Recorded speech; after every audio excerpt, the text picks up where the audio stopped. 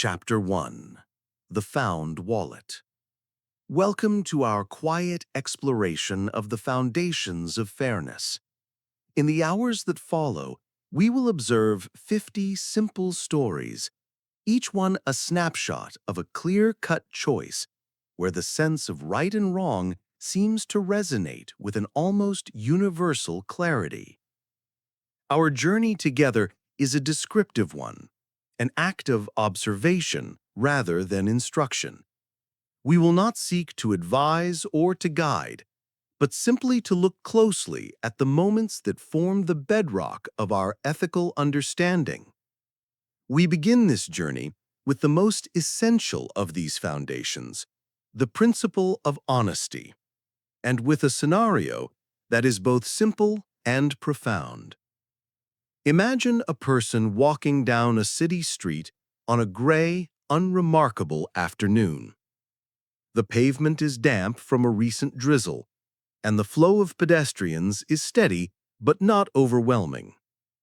This individual, let's call her Sarah, is lost in her own thoughts, perhaps contemplating the day's work or planning her evening meal. As she navigates the sidewalk, her eyes are drawn to a small, dark object lying near the curb, partially obscured by a damp leaf. Curiosity prompts her to stop. She bends down and picks it up, discovering that it is a leather wallet. It is not new, but it is well made, its surface softened by time and use. It feels substantial in her hand. For a moment, she glances around, but the faces in the crowd are anonymous and hurried, no one seeming to search for anything they have lost. The immediate, almost instinctive impulse to find the owner arises. This impulse is the quiet signal from our internal compass, the first stirrings of an ethical consideration. Sarah opens the wallet, not with nosy intent, but with the practical goal of identification. Inside, the familiar contents of a life are neatly organized: a driver's license, a few credit cards, some folded cash, and a worn photograph of a smiling family. The driver's license provides a name, an address, and a face: a man named David. The cash amounts to a significant sum, enough to represent a real loss for someone, perhaps money for rent or groceries. At this moment, Sarah faces one of the oldest and clearest ethical crossroads. The wallet contains resources that could, theoretically, be taken without anyone immediately knowing. The act of theft would be invisible, a secret held only by her. Yet the thought of doing so feels discordant, a violation of an unspoken rule. The wallet and its contents are not an anonymous treasure. They belong to a specific person, David, a man with a family. The money is not a windfall. It is his property, his means. The ethical choice here is defined not by the fear of being caught, but by the principle of respecting another person's property and well-being. It is the recognition of a shared social agreement. We do not take what is not ours. This principle is a cornerstone of trust. Without it, society would be a constant state of suspicion. We would clutch our belongings, view strangers as threats, and lose the ability to cooperate on even the most basic levels. The act of returning the wallet is an affirmation of this trust. It is a small but powerful vote in favor of a world where people look out for one another. Sarah finds David's address on the license. It is a few blocks away. She could mail it, but the presence of the cash makes her feel a more personal responsibility. She decides to walk to the address. The walk itself is a small pilgrimage of integrity. Each step is a reaffirmation of her choice, moving her away from the selfish temptation and towards the fulfillment of a simple duty. Upon arriving, she rings the bell, and the door is answered by the man from the photograph. His face is etched with worry. When Sarah presents the wallet, his expression transforms from anxiety to immense relief and then to a profound sense of gratitude. The interaction is brief. He offers her a reward which she politely declines. The reward was never the motivation. The true reward is internal. The quiet satisfaction of having done the right thing, of aligning her actions with her own internal compass. This story provides a powerful and clear foundation, demonstrating the ethical impulse in its purest form when dealing with lost property. It establishes a baseline of integrity. However, the tests of honesty we face are not always so clear-cut or detached. Sometimes, the opportunity for gain doesn't come from a discovery, but from a direct interaction, a fleeting mistake made by another person right before our eyes. The question then shifts subtly. It's not about returning what was lost, but about refusing to accept what isn't rightfully earned. Our next chapter explores this very nuance, taking us to a common checkout line where a simple human error presents a new and immediate challenge to our compass. Chapter 2. The Cashier's Mistake. Our previous story explored honesty in the context of correcting a loss. Now we turn to a situation subtly but significantly different: the ethics of refusing an unearned gain. This scenario unfolds not on a lonely street, but in the brightly lit, bustling environment of a grocery store. Consider a man, let's call him Tom, at the end of a long and tiring workday. He is standing in the checkout line, his mind already drifting towards home. The store is busy, with the ambient sounds of beeping scanners, rolling carts, and distant announcements, creating a familiar, chaotic symphony. The cashier serving him is a young woman, perhaps a student, who looks just as fatigued as he feels. She moves with a practiced but weary efficiency, her focus strained by the repetitive nature of her task and the pressure of the long queue. Tom pays for his groceries with a $50 bill. The cashier takes the money, processes the transaction, and opens the register to make change. It is in this fleeting, almost mechanical moment that the ethical test occurs. She hands him his change and his receipt, and as he glances down at the bills in his hand, he sees a 20, a 10, and some smaller notes. His change should have been around $15. She has mistakenly given him a $20 bill instead of a $5 bill. He notices it instantly. For a brief second, a space opens up for rationalization.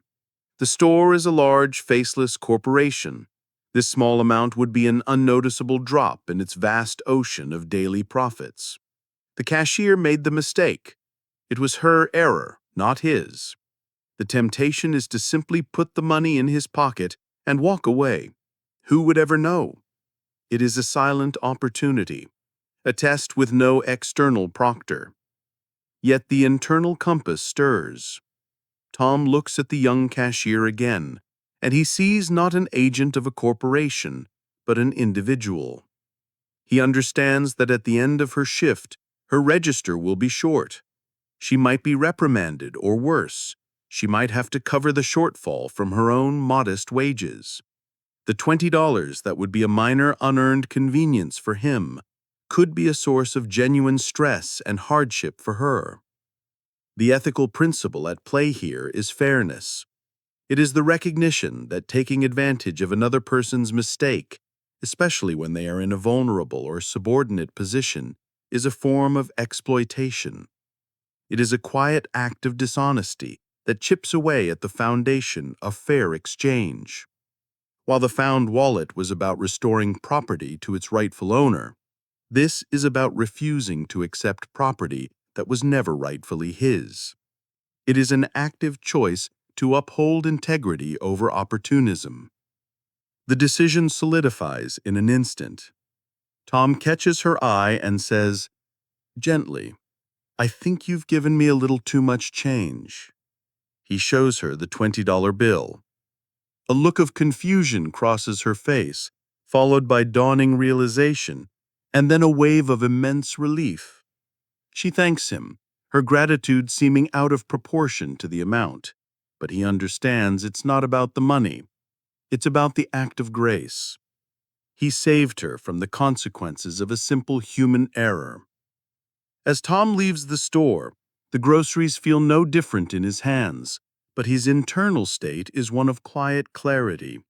He didn't just avoid a dishonest act, he affirmed a connection of mutual respect with another person. He chose fairness in a moment where selfishness would have been easy and invisible. This type of honesty, enacted in the fast-paced transactions of daily life, is a constant, subtle test of character.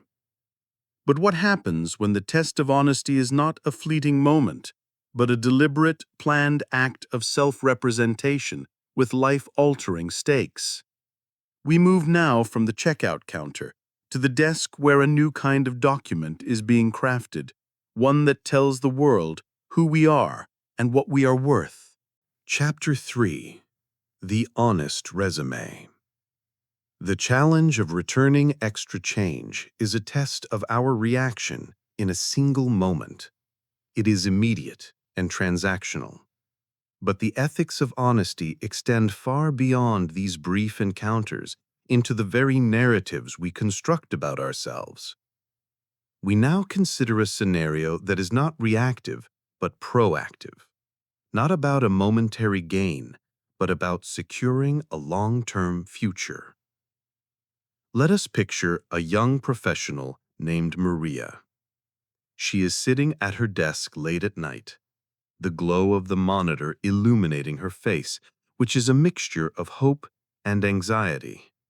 She is applying for what she considers her dream job, a position that represents a significant step up in her career. She has the skills, the experience, and the passion. She is genuinely a strong candidate. However, she is also acutely aware that the competition will be ferocious. In this modern professional landscape, standing out is everything. As she polishes her resume, a document designed to be the very best version of herself, she feels the pull of a powerful temptation, exaggeration. It would be so easy. A line could be added claiming fluency in a language she only knows at a conversational level. The title of a previous role could be inflated from team member to project lead to imply more responsibility than she actually had. She could list a software proficiency as expert when her real skill level is merely intermediate. These are not outright fabrications of entire jobs or degrees, but subtle embellishments, the blurring of lines between the truth and a more marketable version of the truth. The justification for these small dishonesties is seductive. Everyone else is probably doing it, she tells herself. It's just how the game is played. To be completely honest is to put herself at a competitive disadvantage. She isn't trying to deceive anyone maliciously. She is simply trying to get her foot in the door, confident that if she gets the job, she can perform well and prove her worth. This is a complex ethical test because it pits the value of honesty against the powerful drives of ambition and security. The choice she makes will become the very foundation of her potential relationship with the new employer. To build that foundation on even small deceptions is to begin with a structural weakness. Professional relationships, like all relationships, are built on a bedrock of trust. A resume is a promise. It is a declaration that this is who I am, and this is what I can do. If that promise is broken from the outset, trust becomes impossible. Moreover, the act of embellishing a resume is a subtle betrayal of oneself. It carries the implicit message that the truth of her accomplishments is not good enough. It devalues her genuine skills and hard-earned experience in favor of a fictionalized ideal. The ethical choice here is to commit to a scrupulous representation of her history. This does not mean she cannot present herself in the best possible light.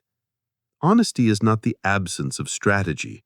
She can use powerful language to describe her achievements, highlight her most relevant skills, and craft a compelling narrative about her career journey.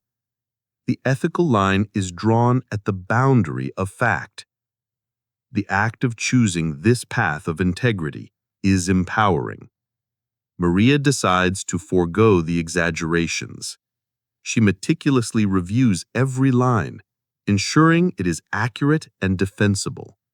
The final document she produces is strong, clear, and most importantly, true. She submits her application not with the nervous energy of someone hoping a lie will not be discovered, but with the quiet confidence of a person standing firmly on their own merit.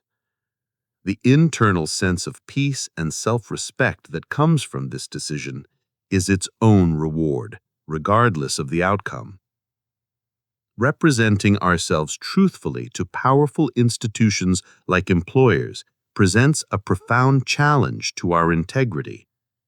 But perhaps an even more delicate and fundamental test of honesty arises when the request for truth comes not from an institution, but from a place of pure, unfiltered innocence, from a child who looks to us for their understanding of the world. Chapter 4. A Child's Question. We have observed honesty in transactions and in the formal presentation of self. Now we shift our focus to a far more intimate and formative context, the dialogue between an adult and a child. This is where the most fundamental lessons of truthfulness are either taught or betrayed. The scenario is a simple domestic one. A father is sitting with his 6-year-old daughter. They are looking at a family photo album, a collection of moments frozen in time. The daughter points to a picture of her grandfather who passed away a year prior. She looks up at her father, her eyes wide with genuine curiosity, and asks a question that is both simple and monumental. Where did Grandpa go? In this moment, the father is faced with a significant ethical choice, one that parents throughout history have confronted. The temptation is to provide an easy, comforting answer that may not align with his own beliefs. He could invent a story about a magical place, a farm upstate for people, or simply say, "He's sleeping," an answer that is both confusing and untrue. The motive for such a gentle deception is born of love and a desire to protect his child from the difficult and potentially frightening concepts of loss and finality. He doesn't want to see her sad or scared. He wants to preserve her innocence for as long as possible. To shield a child from pain feels like a primary parental duty. However, the ethical principle of honesty here is intertwined with the very nature of trust and education. The relationship between a parent and child is arguably the most fundamental trust bond a human being will ever experience. A child looks to their parent not just for food and shelter, but for their map of reality. To knowingly draw a false map, even with the best intentions, is to undermine that sacred trust. A small lie today can create a crack in the foundation that may widen over time. When the child eventually learns the truth, as she inevitably will, she will not only have to grapple with the difficult reality of death, but also with the fact that her most trusted source of information was not truthful. This can lead to confusion, a sense of betrayal, and a difficulty in trusting her parent on other important matters in the future. The more ethical path, though more challenging, is to offer an honest answer that is also age-appropriate and compassionate. The father takes a breath and chooses this path. He decides against fabricating a fairy tale or delivering a blunt, clinical explanation that her young mind cannot process. Instead, he speaks to her in simple, truthful terms that convey the essence of the situation while still offering comfort. He might say something like, "Grandpa's body got very old and tired, and it stopped working. He's not with us here anymore, but he is in our hearts and in our memories. We can always remember how much he loved us and the fun things we did together." This response is honest. It does not deny the reality of the absence, but it reframes it within the context of love and memory, which are concepts a child can begin to grasp. It opens a door for more questions rather than shutting down the conversation with a simplistic falsehood. It treats the child not as a fragile object to be shielded, but as a developing person capable of understanding difficult truths when they are presented with care and love. In choosing honesty, the father is giving his daughter a profound gift. He is giving her the truth, but he is also giving her a model for how to handle difficult topics. He is showing her that it is okay to be sad, that it is important to remember those we have lost, and that she can always trust him to tell her the truth, even when it's hard. Honesty within the sacred space of family builds the trust a child needs to navigate the world. As we grow, this principle of truthfulness extends into our professional circles, where honesty isn't just about truth, but also about fairness and recognition.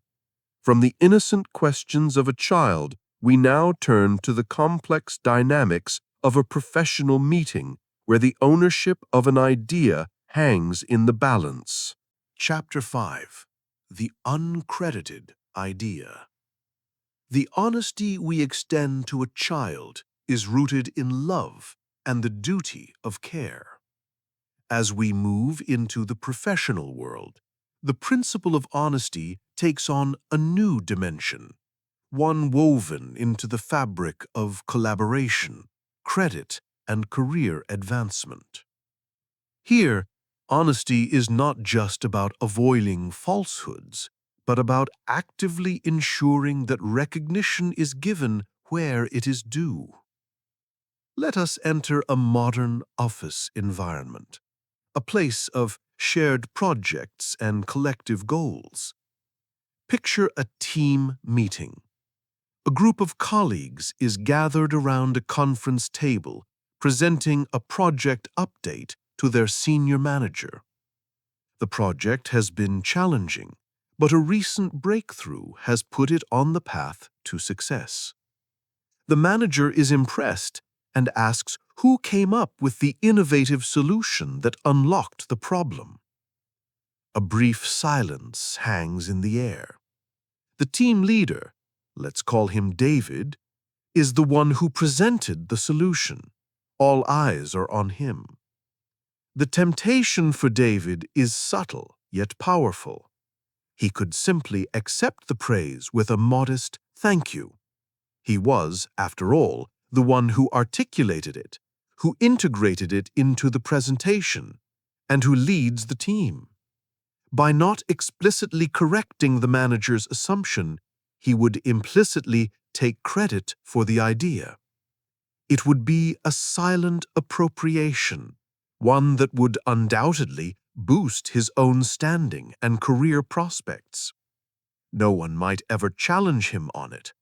The original author of the idea, a junior and rather shy member of the team named Emily, might be too intimidated to speak up in the moment.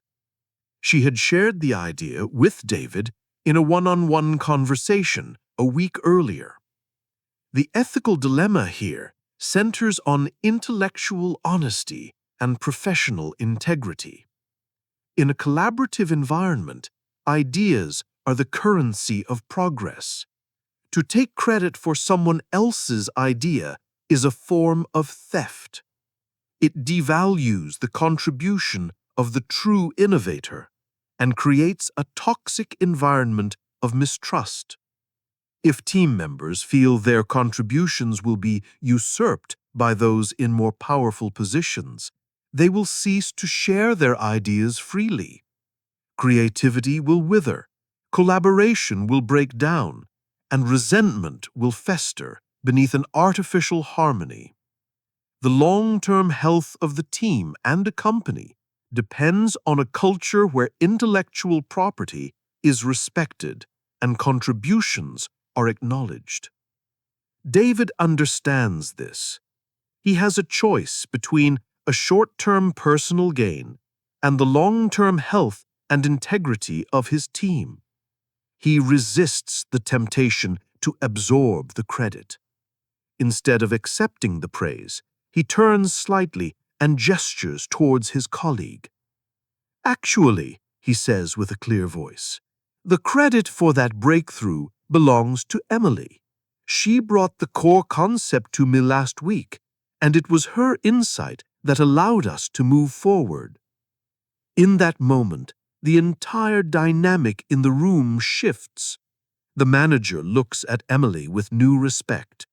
Emily, who had been shrinking in her chair, sits up a little straighter, a look of surprise and gratitude on her face. The other team members exchange subtle nods of approval. David has not diminished his own stature. He has enhanced it. He has demonstrated that he is not just a manager, but a true leader. Someone who uplifts his team, fosters a culture of trust, and values integrity over personal vanity. He has shown his colleagues that they are safe with him, that their contributions will be honored. This act of giving credit is a powerful investment in the team's social and creative capital. Giving credit where it is due is a vital form of professional honesty.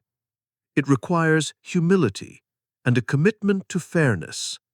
This leads to a related, but perhaps even more challenging form of intellectual integrity: the honesty required to acknowledge the limits of our own knowledge and to openly admit what we do not know. Chapter 6. Admitting I don't know. Giving credit to others for their ideas is an act of honest allocation. It is about directing praise outward to its rightful owner. We now turn our attention inward to an act of honesty that requires a different kind of courage, the willingness to expose a gap in our own knowledge. This form of integrity is often more difficult because it fights against the powerful social pressure to appear competent, confident, and always in control. The scene is a high-stakes business negotiation. A team of engineers is meeting with a potential client.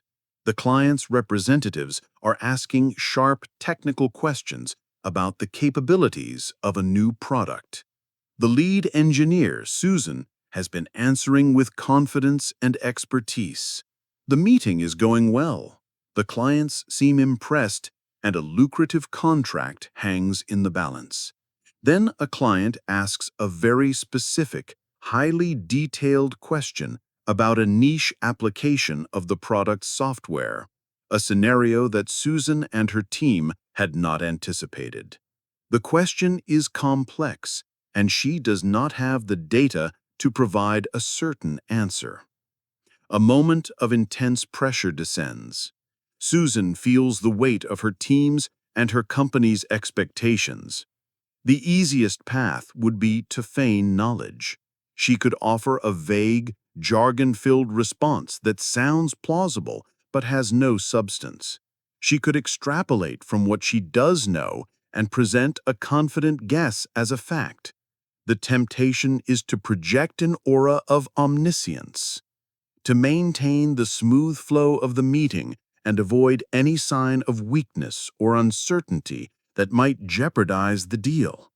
The risk of this path, however, is immense. If the guess is wrong and the client makes a decision based on that false information, the consequences could be catastrophic. It could lead to product failure, financial loss, and a complete and permanent destruction of trust. The client relationship would be poisoned from its inception by a single act of intellectual dishonesty. The ethical choice, though it feels more vulnerable in the moment, is to embrace transparency. It is the choice to value long-term trust over short-term appearances. Susan takes a steadying breath. She looks directly at the client and makes a simple, powerful statement. That is an excellent and very specific question. I want to give you a completely accurate answer, and to be perfectly honest, I don't have the precise data for that exact scenario with me right now. I would be doing you a disservice to speculate. She does not stop there. She follows her admission with a confident plan of action. My team can run the necessary simulations and get you a definitive answer with full documentation by the end of the day tomorrow. Your question has highlighted an important use case, and we want to ensure you have the correct information. The effect of this statement is profound. The client, an experienced professional, does not see weakness. He sees strength. He sees integrity, respect, and a commitment to accuracy. Susan's honesty has not diminished her credibility, it has multiplied it. She has proven that she is a trustworthy partner, someone who will not risk their client's success for the sake of her own ego. The team members feel a sense of relief and respect for their leader. She has modeled a culture where it is safe to be honest about limitations, a culture that prioritizes truth over pretense. The simple phrase, "I don't know," is one of the most difficult and yet most powerful tools of ethical leadership. It deflates arrogance, builds trust, and opens the door to genuine learning and collaboration. The honesty of an individual in a meeting is a microcosm of a larger principle. This same ethic of truthful representation can be scaled up to the level of an entire organization. We now shift our focus from the honesty of a person to the honesty of a business in its public promises to the world. Chapter 7. The Misleading Advertisement. The integrity of admitting, "I don't know," builds trust on a personal, professional level. But how does the principle of honesty manifest on a larger scale, in the communications between a business and the public it serves? This brings us to the world of marketing and advertising, an arena where the line between truthful promotion and misleading exaggeration is often blurred. Our story centers on a small, independent business owner, a man named George who runs a company that makes handcrafted leather goods. He is passionate about his craft and pours his heart into every wallet, belt, and bag he creates. As his business grows, he faces increasing pressure to compete with larger mass-producing companies that use slick marketing campaigns. He is preparing to launch a new line of bags and is writing the product descriptions for his website. He knows that certain keywords and claims can dramatically increase sales. He is tempted to use phrases like 100% waterproof when he knows the bags are only highly water-resistant. He could describe the leather as Italian because the style is Italian-inspired, even though the leather itself is sourced domestically. He could use a photo that has been digitally altered to make the bag's color appear richer and more vibrant than it is in real life. These are common marketing tactics. The justifications are readily available. He might tell himself that he is not telling a malicious lie, but simply engaging in marketing speak, the kind of puffery that customers expect. He needs to do what it takes to survive in a competitive market. The harm seems minimal. A customer might be slightly disappointed, but the product itself is still of high quality. The ethical dilemma here is about the fundamental promise a seller makes to a buyer. A commercial transaction is more than just an exchange of money for goods. It is an exchange built on a foundation of trust. The advertisement is the seller's part of that initial promise. When an advertisement is intentionally misleading, that promise is broken before the transaction even begins. It treats the customer not as a valued partner, but as a target to be manipulated. It prioritizes a short-term sale over the potential for a long-term, loyal customer relationship. A customer who feels misled, even in a small way, is unlikely to return or recommend the business to others.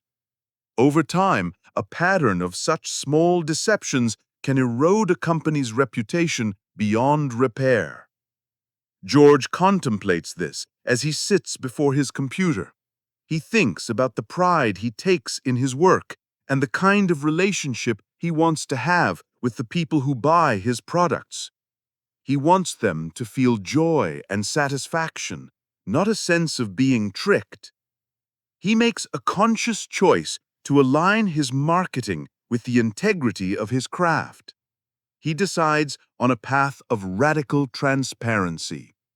Instead of 100% waterproof, he writes, crafted with highly water-resistant leather and sealed seams to protect your belongings from the rain. Instead of Italian leather, he writes, made from premium, full-grain American leather in a classic Italian design. He commissions new photographs that are professionally shot but minimally retouched, ensuring the colors are true to life. His descriptions are still appealing and well-written, but they are scrupulously honest. They educate the customer about the product's real features and set realistic expectations. This approach might not capture the impulse buyer who is swayed by exaggerated claims, but it builds something far more valuable, a brand identity centered on authenticity and trust. The customers who do buy from him are more likely to be satisfied, to appreciate the quality for what it truly is, and to become loyal advocates for his business. His honesty becomes his most powerful marketing tool.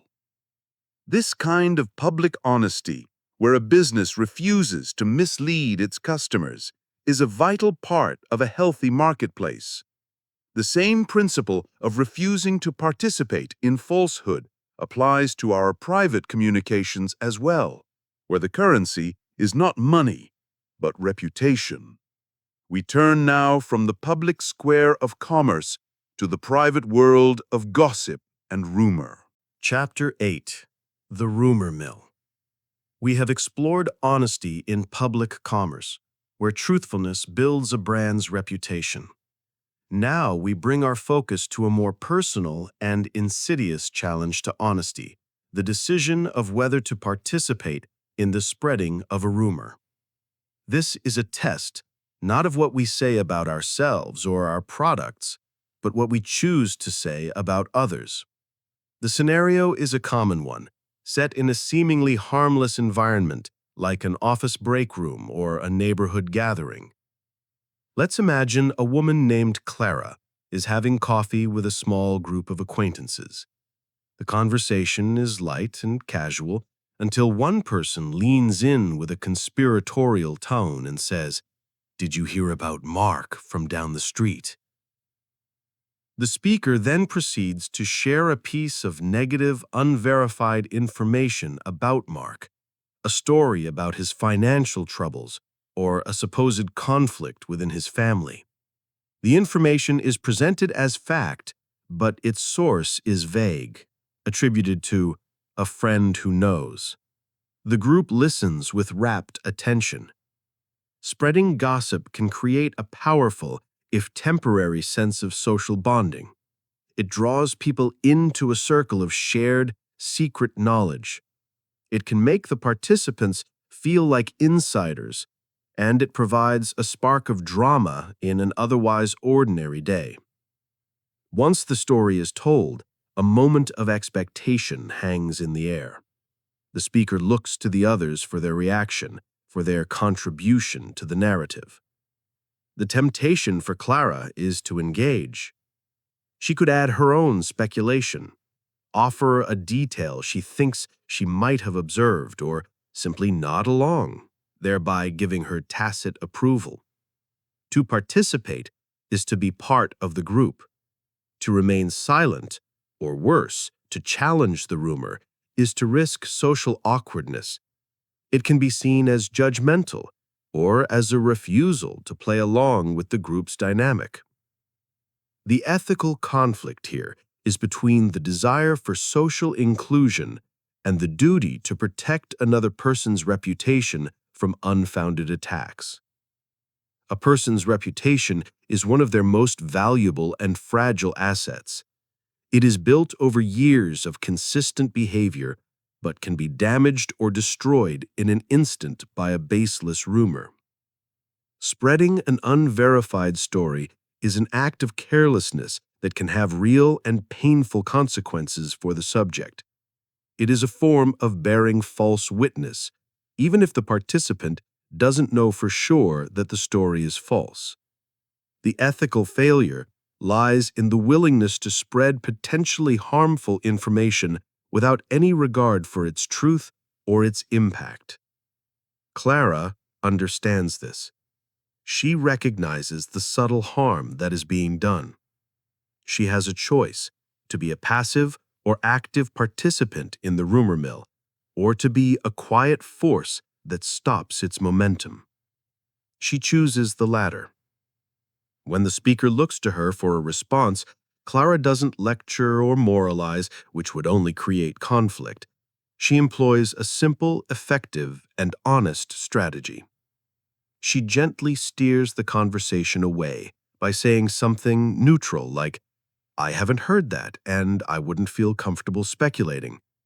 On another note, has anyone seen that new movie that just came out? Or she might simply offer a non-committal, "I see," and then remain silent, refusing to add fuel to the fire. Her refusal to engage creates a small but significant break in the gossip's energy.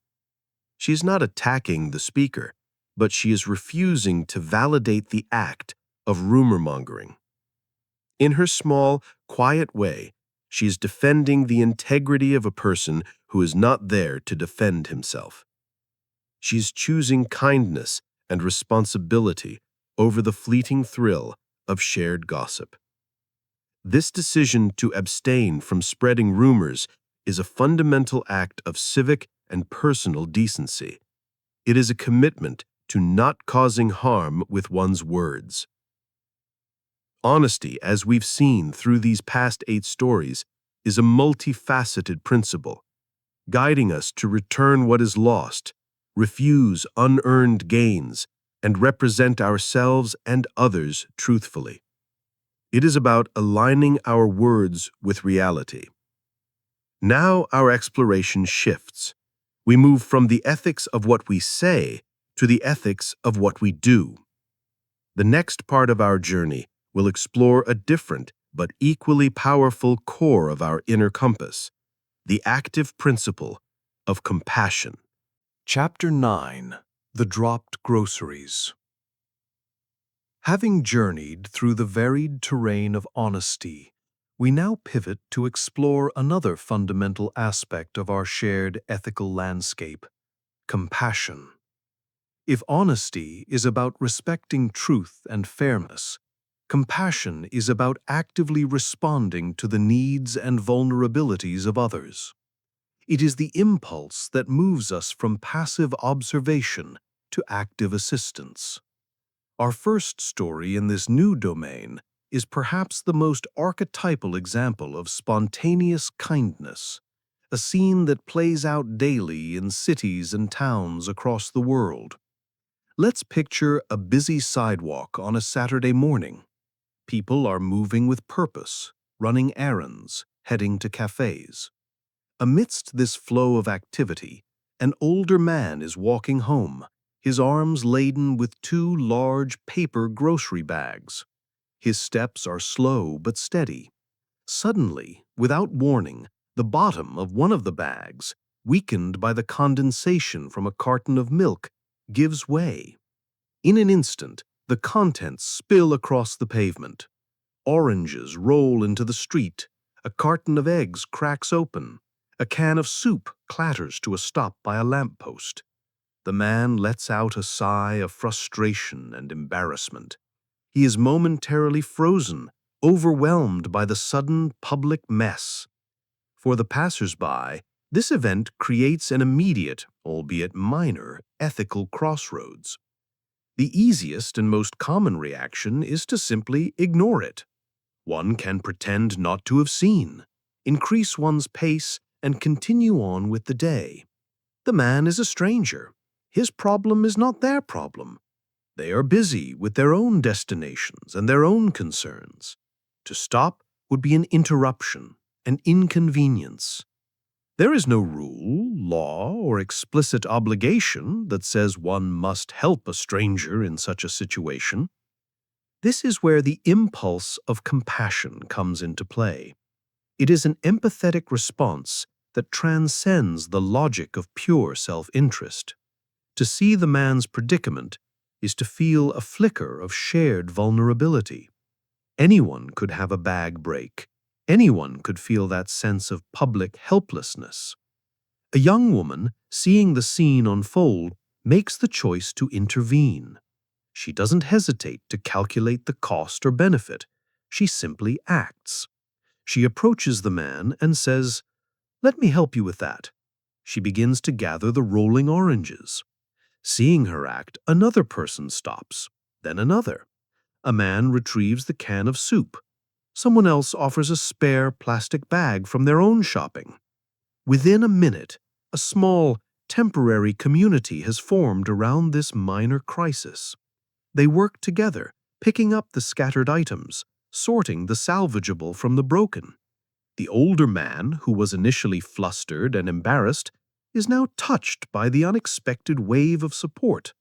The mess is cleaned up in a fraction of the time it would have taken him alone. The helpers then disperse as quickly as they appeared, continuing on their way, most without even exchanging names. They are not seeking thanks or reward. The act itself is the point. This simple scenario is a powerful illustration of compassion in action. It is an unprompted, cooperative effort to alleviate a small moment of suffering. It reaffirms a sense of social solidarity, the unspoken agreement that we are all in this together. Each person who stops to help is casting a vote for a world where people are kind to one another, where a stranger's small misfortune is worthy of a moment of our time. It is a beautiful demonstration that our ethical compass does not only guide us away from negative actions like lying or stealing, it also actively points us toward positive actions of kindness and support. This spontaneous help in a moment of physical mishap is one form of compassion. But what happens when a person's distress is not about a physical accident, but about a sense of being lost and disoriented? This requires a different kind of patient kindness, as we will see in our next story. Chapter 10. The Lost Tourist. The act of helping someone who has dropped their groceries is a response to an immediate physical problem. It is quick and tangible. We now explore a form of compassion that requires a different set of skills: patience, clear communication, and the willingness to help someone navigate not a physical mess, but a state of confusion. This story is set in the heart of a large, historic city, a place that can be both beautiful and overwhelming. Imagine a tourist couple, let's call them Mark and Eleanor, standing in the middle of a bustling public square. They are surrounded by landmarks they do not recognize, by street signs in a language they do not speak, and by a crowd that seems to flow around them with an intimidating sense of purpose. In their hands is a large, unfolded map, which at this point seems more like a symbol of their confusion than a tool for navigation. Their faces show a mixture of frustration, anxiety, and disappointment. Their long-awaited vacation day is being consumed by the stress of being lost. A local resident, a woman named Anna, is cutting through the square on her way to an appointment. She is in a hurry, her mind occupied with the meeting she is about to attend. She notices the couple. She recognizes their posture, their expressions, the universal signs of the lost tourist. Her first instinct is to continue on her way. She is busy. Helping tourists is not her job. The city has information kiosks for that. She could easily justify ignoring them, just as hundreds of others are already doing. However, her compassionate impulse, her ethical compass, prompts a different response. She understands that behind their frustration is a genuine need. She recognizes that a small investment of her time could completely change the course of their day, turning their negative experience into a positive one. She can choose to be an ambassador for her city, an agent of kindness in a place where they feel like outsiders. Anna pauses her hurried journey. She approaches the couple with a warm, open expression and asks a simple question. "Are you trying to find something?" The couple's faces immediately light up with relief. The wall of anonymity has been broken. They explain in halting English that they are trying to find a specific museum. Anna knows it well. Instead of just pointing vaguely in a direction, she takes a moment to provide clear, patient, and useful help. She pulls out her own phone to show them their current location on a digital map. She traces the route they need to take, pointing out 2 or 3 simple, recognizable landmarks they will see along the way: a distinctive church, a large fountain, a uniquely colored building. She might even teach them how to say the name of the street in the local language. She speaks slowly and clearly, ensuring they understand. She answers their follow-up questions without any sign of impatience. The entire interaction takes no more than 3 minutes, but its impact is immense. For Mark and Eleanor, Anna's kindness is a lifeline. It transforms their feeling of being lost and unwelcome into a feeling of being cared for. They are no longer just struggling with a map, they have made a human connection. Her small act of compassion will become a highlight of their trip, a story they will tell back home about the kindness of the people in that city. For Anna, the brief delay is insignificant. The feeling of having helped someone, of having made a positive impact, adds a sense of quiet satisfaction to her day. She has affirmed a principle of global community, the idea that we should offer help to visitors and strangers, making the world a slightly less intimidating and more welcoming place for everyone. Helping adults navigate a city is a straightforward act of compassion. But what happens when the distress we encounter is more primal and public, emanating from the unfiltered emotions of a small child? Our next chapter explores the compassionate response to a sound that tests the patience of many, a child crying in public. Chapter 11. The Crying Child in Public. The compassion shown to a lost tourist is a gentle act of guidance, helping to reorient someone in a confusing space. We now turn to a scenario that requires a different, more resilient form of compassion, one that must endure in the face of public judgment and personal stress. The setting is a crowded restaurant on a weekend. The air is filled with the murmur of conversations, the clinking of cutlery, and the general hum of people enjoying a meal out. Into this soundscape, a new, piercing noise erupts, the inconsolable cry of a small child. The child, no more than 2 years old, is seated with his parents. He is not misbehaving in a naughty or petulant way. He is in genuine distress. Perhaps his ears hurt, perhaps he is exhausted, or perhaps he is simply overwhelmed by the noise and the unfamiliar environment. His cries are a raw, unfiltered expression of his discomfort. Immediately, the atmosphere in the restaurant shifts. Heads turn. Conversations falter. Annoyed glances are cast toward the family's table. A palpable tension builds, a collective wave of impatience and disapproval directed at the source of the disruption. The parents are now in a difficult position.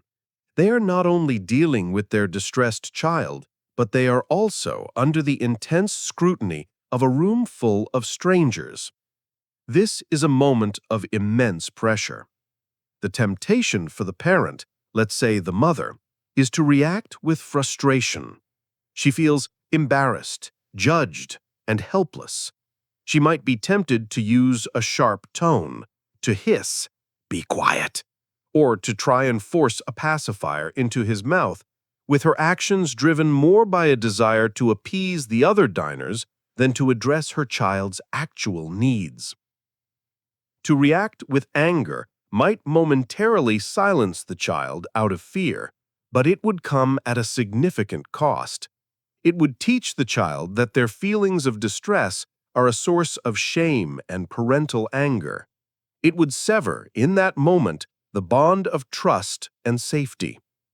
The mother is faced with an ethical choice that pits her own social comfort against her child's emotional needs. The compassionate path requires her to block out the external world, to ignore the judging stares and sighs, and to focus solely on her child. She chooses this path. She picks up the crying toddler from his high chair and holds him close. She begins to rock him gently, her own body becoming a source of comfort and security. She speaks to him in a low, soothing whisper, not caring if he understands the words, but conveying calm through her tone. She might walk him to a quieter corner of the restaurant, away from the direct gaze of others, continuing to murmur and soothe. She is creating a small, protected bubble of empathy around her and her child. She is communicating a powerful message to him. Your feelings are valid. I am here for you. You are safe with me, even when you were falling apart. Slowly, in response to her unwavering patience and gentleness, the child's frantic cries begin to subside. They turn into whimpers, and then into soft, hiccuping breaths as he buries his head in her shoulder. She has successfully navigated his emotional storm, not by fighting it, but by being a calm harbor. This act of public patience is a profound demonstration of compassionate parenting. It prioritizes the emotional well-being of the most vulnerable person in the situation above all else. Compassion here is not a single act, but a sustained, focused effort in the face of discomfort. This kind of focused care for a loved one in a moment of acute and public distress is a powerful thing. But what form does compassion take when the need is not acute and loud, but chronic, quiet, and hidden away from public view? We now move from the restaurant to a quiet living room to explore the compassion required to combat the silent epidemic of loneliness. Chapter 12. Visiting the Elderly. The focused compassion a parent shows a crying child is an intense, immediate response to a visible need. We now turn our attention to a form of compassion that is quieter, more deliberate, and addresses a need that is often invisible to the wider world: the loneliness of the elderly. Our story takes place in a modest, quiet, suburban home, the kind of house that holds a lifetime of memories within its walls. Inside lives an elderly man named Arthur. He is in his late 80s. His children are grown and live in distant cities, and his wife passed away several years ago. While he has caregivers who help with his physical needs, he experiences long stretches of profound silence and solitude. His world has shrunk to the confines of his home, and his primary companions are the television and his own memories. Living next door is a younger woman, a graphic designer named Chloe, who works mostly from home. She is busy with her career and social life. She sees Arthur from time to time, a brief wave as he collects his mail, but their lives run on separate, parallel tracks. She is aware of his solitude, but it would be easy to assume it's not her responsibility. He has a family, he has professional carers. It is not her place to intrude. Yet the ethical impulse of compassion prompts her to think beyond the boundaries of strict responsibility. She recognizes that loneliness is a form of suffering as real as any physical ailment.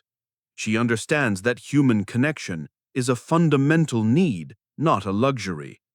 The thought of Arthur sitting alone day after day, with no one to simply talk to, stirs something in her. She decides to act, not out of a sense of prescribed duty, but out of a simple, humane desire to connect. One afternoon, she bakes a small batch of cookies. She walks over to Arthur's house and rings the bell. When he answers, she offers him the cookies and simply says, "I was baking and made a few extra. I was wondering if you might have time for a cup of tea." Arthur, initially surprised, is visibly moved by the gesture. He invites her in. They sit at his kitchen table for half an hour. Chloe doesn't try to solve any of his problems, she simply listens. She asks him about the photographs on his wall, about the town when he first moved in, about the garden he used to keep. For Arthur, this conversation is a lifeline. It is a break in the monotonous silence. It is a validation that he is still a person, with a story worth hearing, not just an old man at the end of his life. For Chloe, the visit is a small investment of time that yields a profound return. It connects her to her community, to a generation with different experiences, and to a deeper sense of her own humanity. This one visit turns into a weekly ritual. Every Thursday afternoon, Chloe spends half an hour with Arthur. Their conversations are not dramatic or life-altering. They are simple, human exchanges. But for Arthur, these visits become the anchor of his week, a beacon of companionship to look forward to. Chloe's action is a powerful illustration of proactive compassion. It is not a reaction to a crisis, but a deliberate choice to offer the simple gift of time and attention. It demonstrates the ethical understanding that being a member of a community involves more than just coexisting. It involves a willingness to notice and alleviate the quiet suffering of our neighbors. Offering companionship to the lonely builds a bridge of kindness. A similar form of compassion is needed when someone is not lonely, but new and disoriented, struggling to find their place not in a neighborhood, but in the complex social ecosystem of a new workplace. Chapter 13. The New Colleague. The compassion we extend to an elderly neighbor is an act of reaching across a generational divide to alleviate loneliness. We now shift our focus to a different environment, the modern workplace, and explore the compassion involved in welcoming a new member into a pre-existing team. This is about bridging the gap not of age, but of unfamiliarity. Let us imagine an established and efficient team within a bustling office. They have worked together for years, developing their own inside jokes, their own unspoken language, and a seamless workflow. They are a well-oiled machine. Into this environment steps a new hire, a man named Ben. Ben is talented and qualified, but on his first day, he is an outsider. He doesn't know the company's culture, he doesn't know who to ask for help, and he doesn't understand the team's internal dynamics. He sits at his new, sterile desk, feeling a potent mixture of excitement and intense anxiety.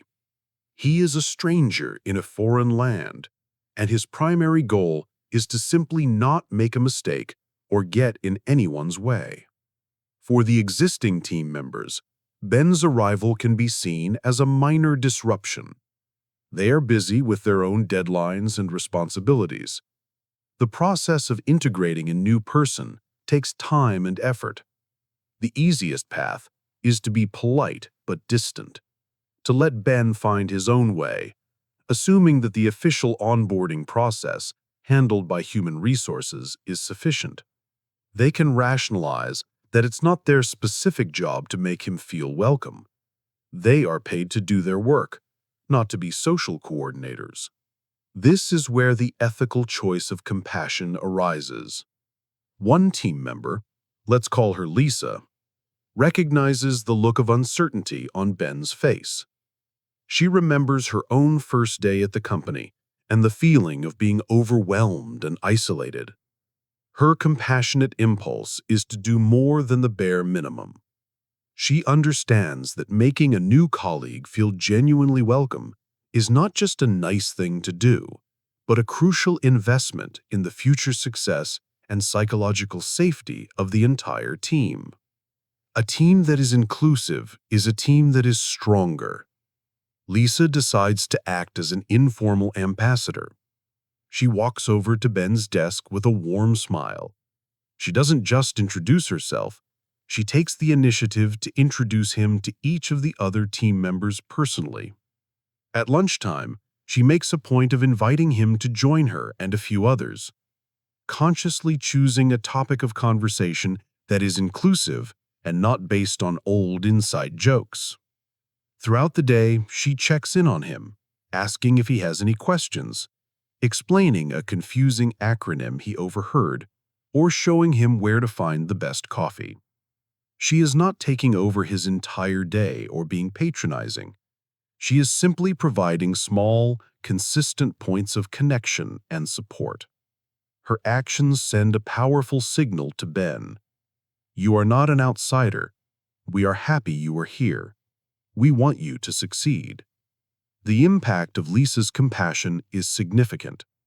For Ben, it transforms a stressful and intimidating experience into a positive and welcoming one.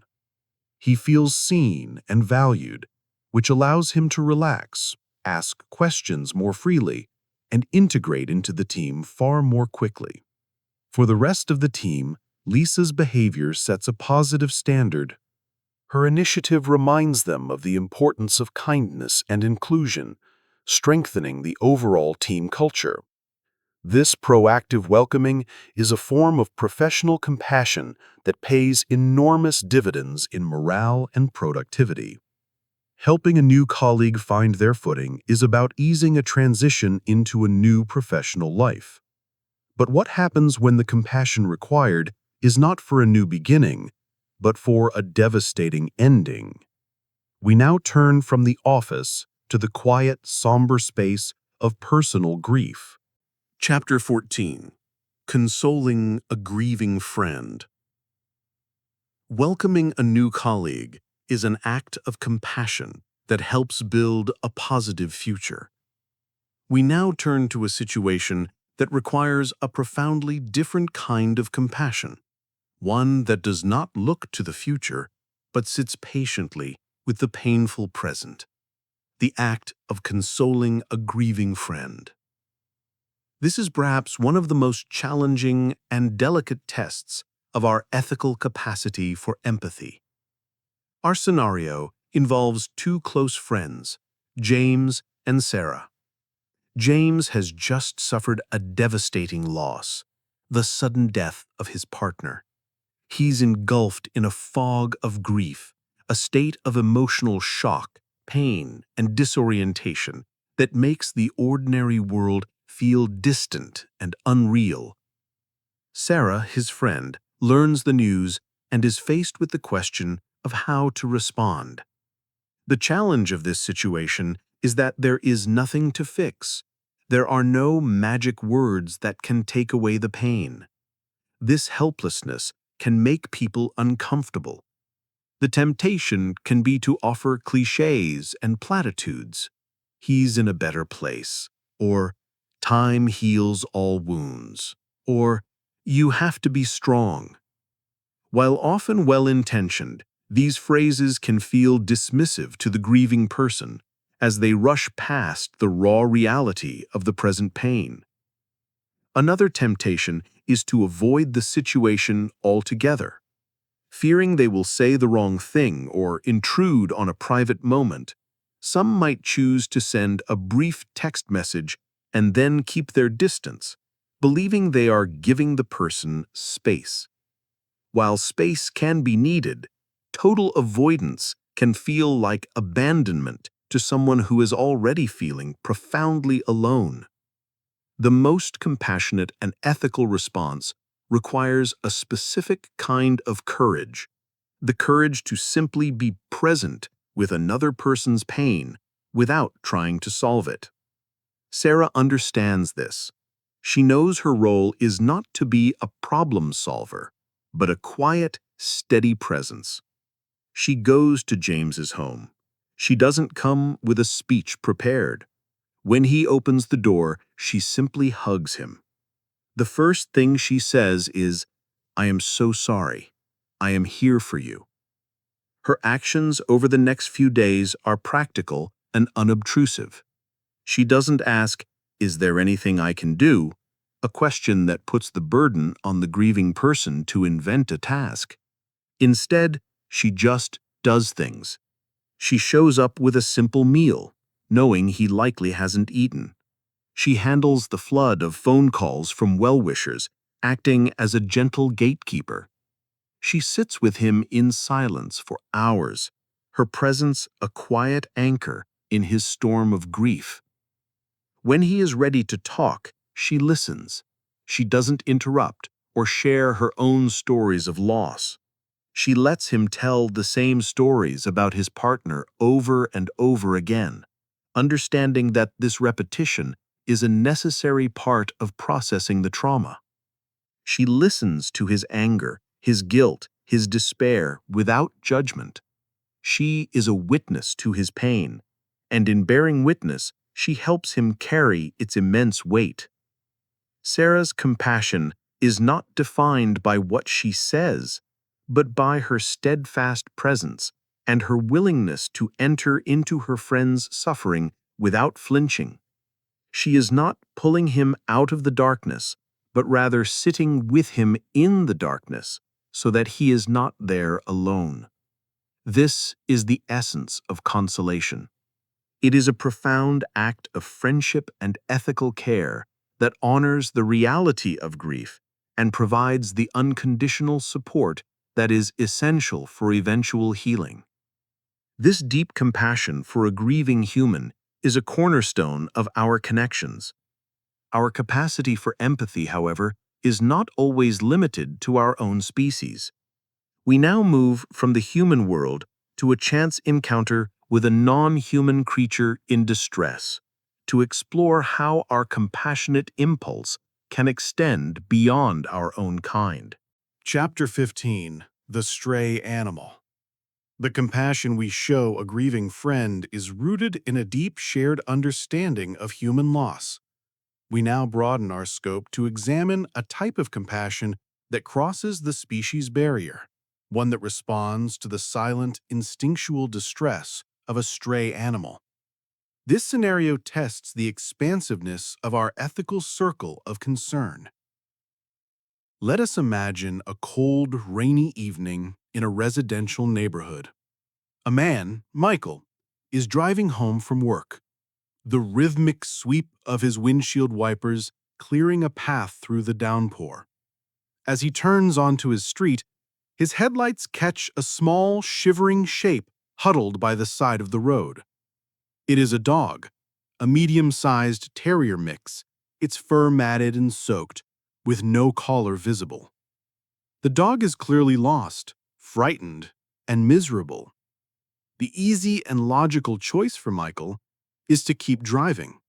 It is late, he is tired, and the weather is terrible. The dog is not his responsibility. Trying to help it would be messy, inconvenient, and potentially problematic. It might be aggressive, it might have fleas, or it could be sick. His car will get dirty. He could simply drive past, assuming that someone else will eventually help, or that the dog will find its own way home. It is a rational and defensible position, prioritizing his own comfort and convenience. However, a different impulse arises within him, the impulse of compassion. He sees not just an animal, but a living being in a state of fear and suffering. He recognizes its vulnerability and its inability to help itself. The thought of leaving it to face the cold, wet night alone feels ethically unsettling. His compass points towards an act of kindness. Michael pulls his car over to the side of the road, a few feet ahead of the dog. He turns on his hazard lights. He knows that approaching too quickly might frighten the animal further, so he moves slowly and cautiously. He opens his car door and speaks to the dog in a low, gentle voice. He doesn't try to grab it. He simply sits in the open doorway, out of the worst of the rain, and waits. He may have a snack in his car which he offers by placing it on the ground.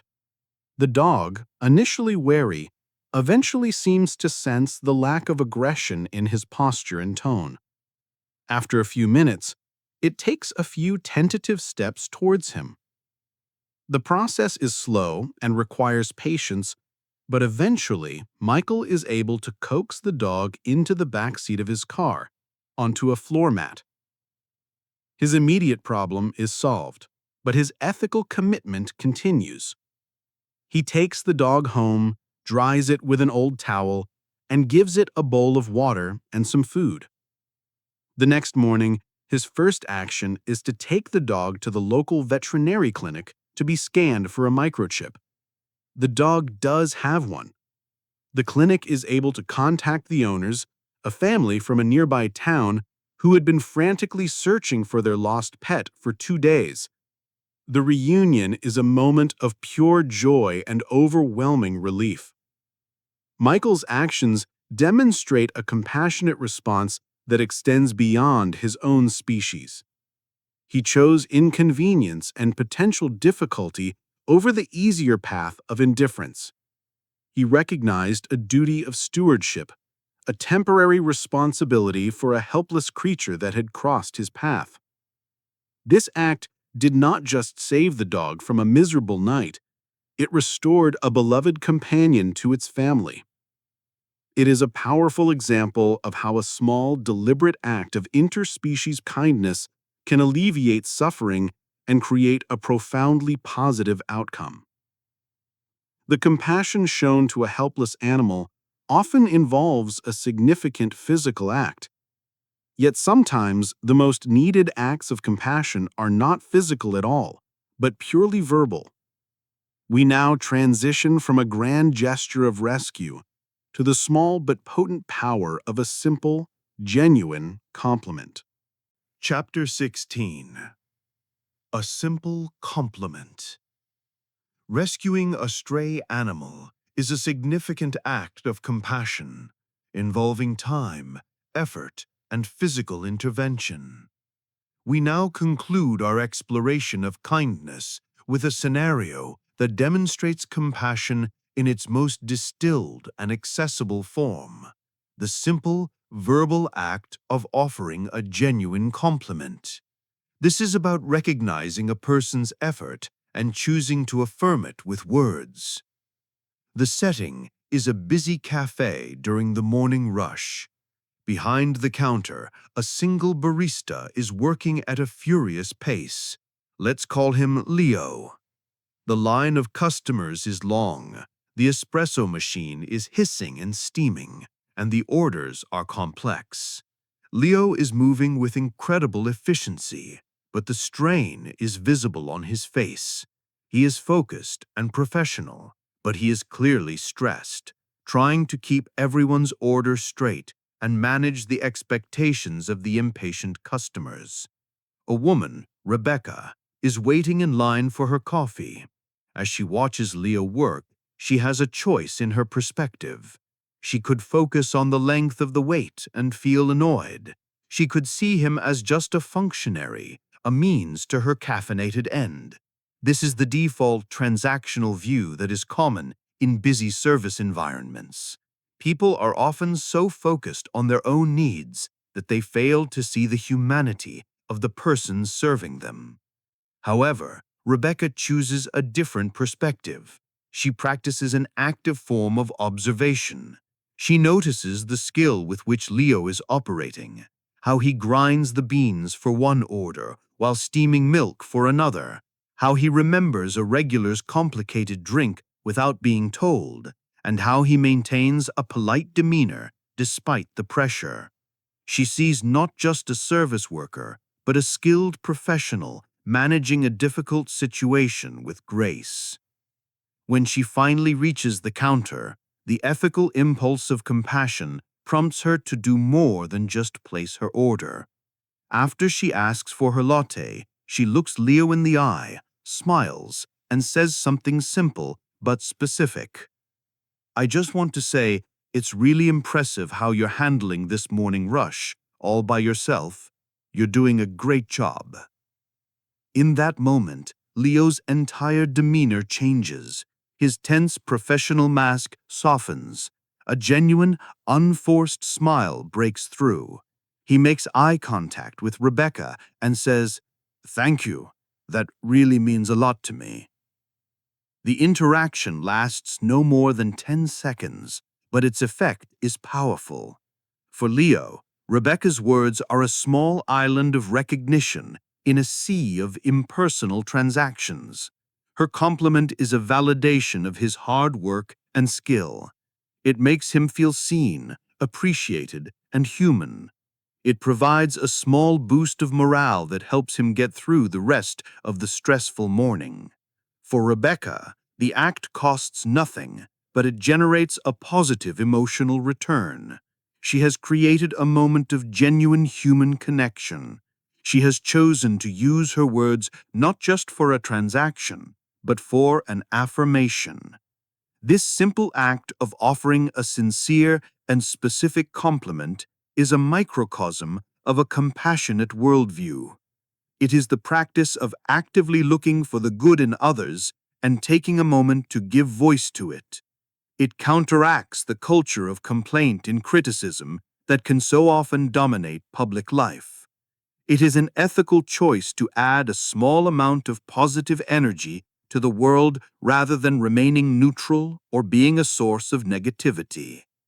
These small verbal acts are the connective tissue of a kind society. They are just as much a part of our ethical landscape as the grander gestures of rescue and consolation. The principle of compassion, as we have seen, guides us to help, to comfort, and to affirm. Our journey now takes a significant turn. We move from the ethics of our actions toward others to the ethics of our actions in relation to ourselves and our commitments. We enter the domain of responsibility and accountability. Chapter 17. The Spilled Coffee. We have spent the last 8 chapters exploring the outward-facing virtue of compassion, the impulse to actively assist and affirm others. Our journey now pivots to an inward-facing principle that is its essential counterpart: responsibility.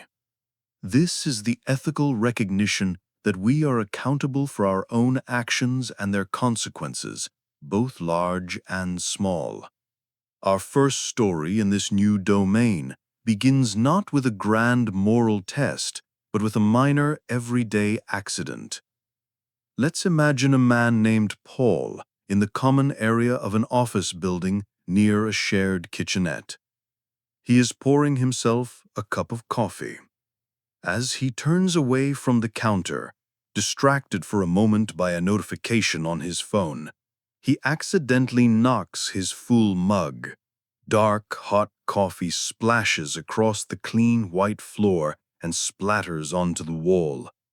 It is a noticeable and inconvenient mess. No one else is around. He is completely alone.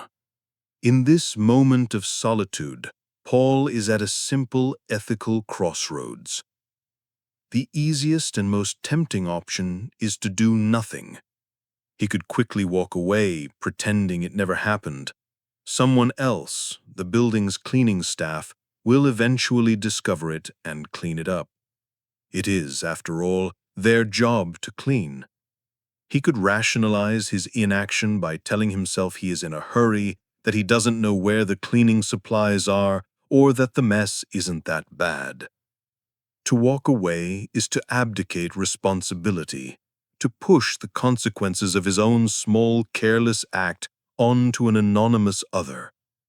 It is a choice that treats the shared space as someone else's problem and the unseen cleaner as an invisible functionary rather than a fellow human being whose work will now be harder because of his negligence.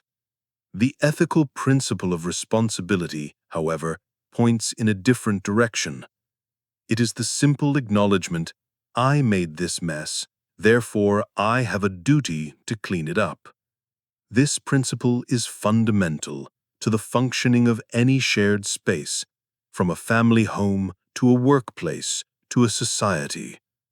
It is the understanding that we are all stewards of our common environment. Paul feels the pull of this principle. He feels a sense of personal accountability that overrides the temptation of convenience. He lets out a quiet sigh, not of annoyance at his bad luck, but of acceptance of his duty. He sets his phone aside and immediately takes action.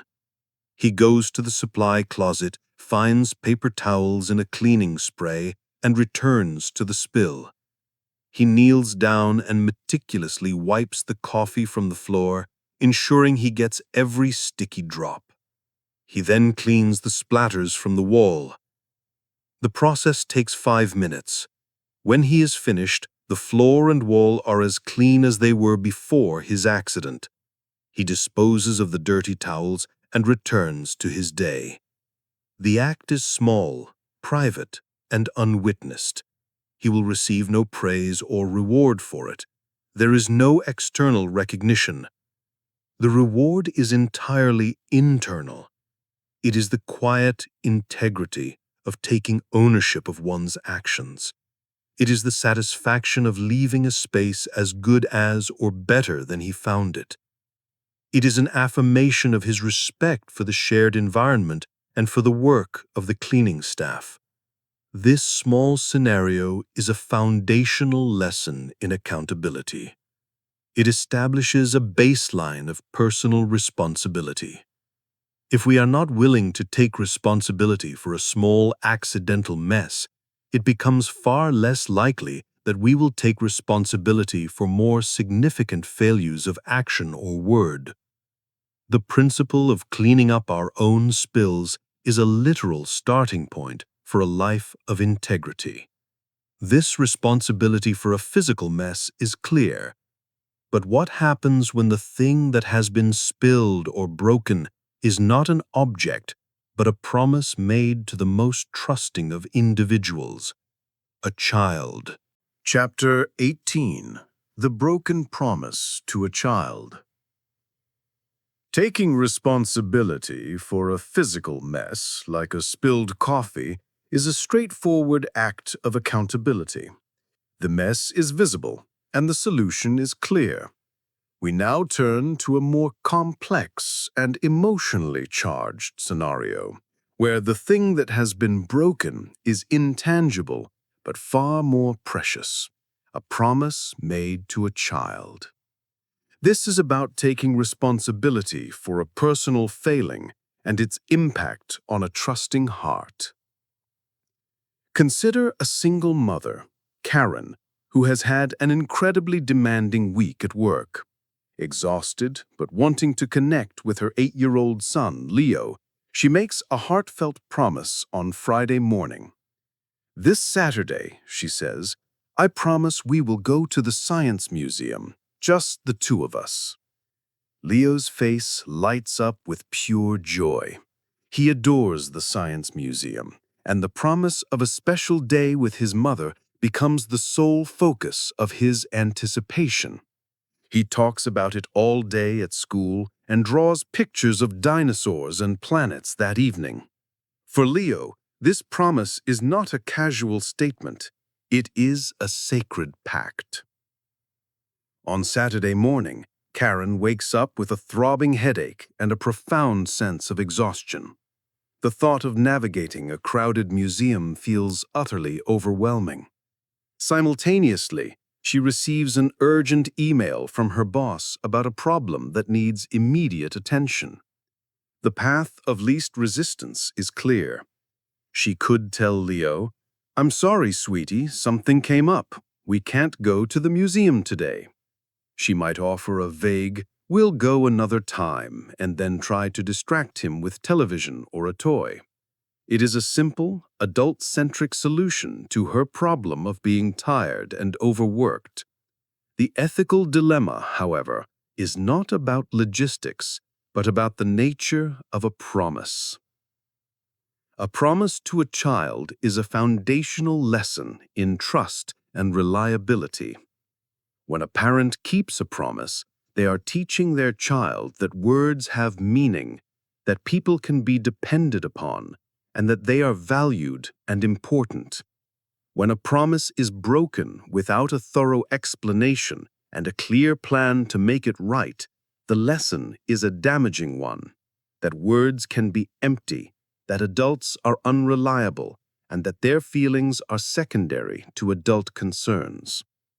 This can create deep-seated insecurity.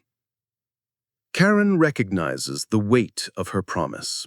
She sees the eager anticipation in her son's eyes and understands that simply canceling would be a significant emotional blow. She chooses the path of responsibility. This doesn't necessarily mean she forces herself to go to the museum while feeling unwell, which might result in a miserable time for both of them. It means she takes responsibility for breaking the promise. She sits down with Leo, at his eye level. She doesn't make excuses. She explains the situation with honest simplicity. "Leo, I need to talk to you about our museum trip. I am so sorry, but I have a very bad headache, and I also have an urgent problem from work I have to fix. I know I promised we would go today, and I am breaking that promise. I feel terrible about that." She validates his feelings. You have every right to be disappointed and even angry with me. I would be too. After the apology and validation, she takes the crucial next step. She makes it right. This is my fault, and I am going to fix it. How about this? While I work for an hour, you can choose any movie you want for us to watch this afternoon, and I will make your favorite popcorn. And right now, let's look at the calendar together and pick a new, definite day for the museum next weekend. That day will be protected, and nothing will get in its way. In doing this, Karen is teaching a more profound lesson. She is demonstrating that adults are not perfect, that they make mistakes and sometimes cannot keep their commitments. But crucially, she is also showing him what responsible people do when they fail. They own their mistake, they apologize sincerely, and they take clear, immediate action to repair the damage. The original plan is broken, but the underlying trust is reinforced. This personal accountability is vital within a family. This same principle of honoring commitments is just as critical in our professional lives, where the failure to do so can impact an entire team or project. From a personal promise to a child, we now turn to the professional responsibility of meeting a deadline. Chapter 19. Meeting a Deadline. The responsibility for a broken promise to a child is about repairing trust on a deeply personal level. We now transition this principle of accountability to the professional realm, where commitments are made not just to individuals, but to a team or an entire organization. Here, the ethical responsibility manifests as the diligent act of meeting a deadline. Let us observe a software development team working on a crucial project. The project is divided into modules, with each developer responsible for a specific piece of the code. A man named Frank is responsible for a key module that must be completed and tested by the end of the week. The rest of the team's work for the following week depends on his module being finished. The deadline is a promise he has made to his colleagues and his manager. As the week progresses, Frank encounters unexpected bugs and complexities. The work is proving to be more difficult than he initially estimated. By Thursday afternoon, he realizes that he is falling behind. He is facing a choice. He could keep his struggles to himself, hoping for a miraculous burst of productivity in the final hours. This path is tempting because it avoids the discomfort of admitting a problem. He might fear looking incompetent or weak if he asks for help. He could also choose to cut corners, writing sloppy code or skipping important testing procedures just to deliver something, anything, by the deadline. This would meet the letter of the deadline, but would be a form of professional dishonesty, creating hidden problems for his team down the line. The ethical path of responsibility requires a different approach, one built on transparency and proactive communication. Frank understands that his deadline is not just a personal goal, but a critical link in a collaborative chain. Hiding his struggle will not make it disappear. It will only transform it into a larger crisis for everyone else next week. He chooses accountability. First, he reevaluates his own effort. He eliminates distractions, puts in an extra hour of focused work, and does everything within his power to solve the problem independently. When it becomes clear that this will not be enough, he takes the next responsible step. He goes to his project manager, not at the last minute on Friday, but on Thursday evening. He doesn't come with excuses, but with a clear, honest assessment of the situation. "I want to give you an update on my module," he begins. "I've hit an unexpected snag with the API integration. I've been working to solve it, but at my current pace, I am at risk of missing the Friday deadline by about half a day. I wanted to let you know as soon as I was certain." He then follows this with a proposed solution. "I believe if I can get a second pair of eyes on this from Sarah, who has more experience with this API, we can solve it quickly and still meet the deadline. If not, I wanted to give you enough warning so you can adjust the schedule for next week." This proactive communication is a profound act of professional responsibility. Frank has not failed. He has responsibly managed a challenge. He has treated his colleagues and his manager with respect by giving them the crucial gift of time and information. His honesty allows the manager to reallocate resources, manage expectations, and prevent a minor delay from cascading into a major project failure. He has put the success of the project above his ego. By meeting his commitment not just to the task, but to the team, he reinforces the trust and reliability that are essential for any high-functioning group. Honoring a professional commitment is about preventing harm to a project. But what happens when our responsibility is not for a project, but for a direct, accidental harm we have caused to a complete stranger? We now move from the office to a parking lot to examine responsibility in the face of a tangible mistake. Chapter 20. The Minor Car Ding. Taking responsibility for a professional deadline is about protecting a collective project from the consequences of a delay. We now face a scenario where the responsibility is more immediate, more personal, and involves direct, tangible damage to another person's property. This is the classic test of integrity that occurs in the anonymity of a parking lot. Imagine a woman named Helen who is trying to pull out of a tight parking space at a crowded shopping mall. She is in a hurry, slightly distracted by her phone buzzing in her purse. As she reverses, she misjudges the distance and feels a slight, sickening jolt. She has bumped the car parked next to her. She gets out to inspect the damage. It is not severe, but it is undeniable. A small, circular dent and a scuff of her car's paint on the other vehicle's door. The car is empty. No one saw it happen. The parking lot is vast and anonymous. The temptation to simply drive away is immense. The justifications are easy to summon.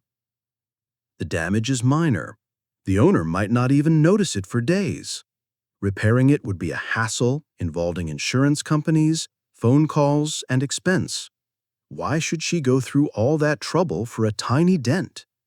The chances of being caught are virtually zero.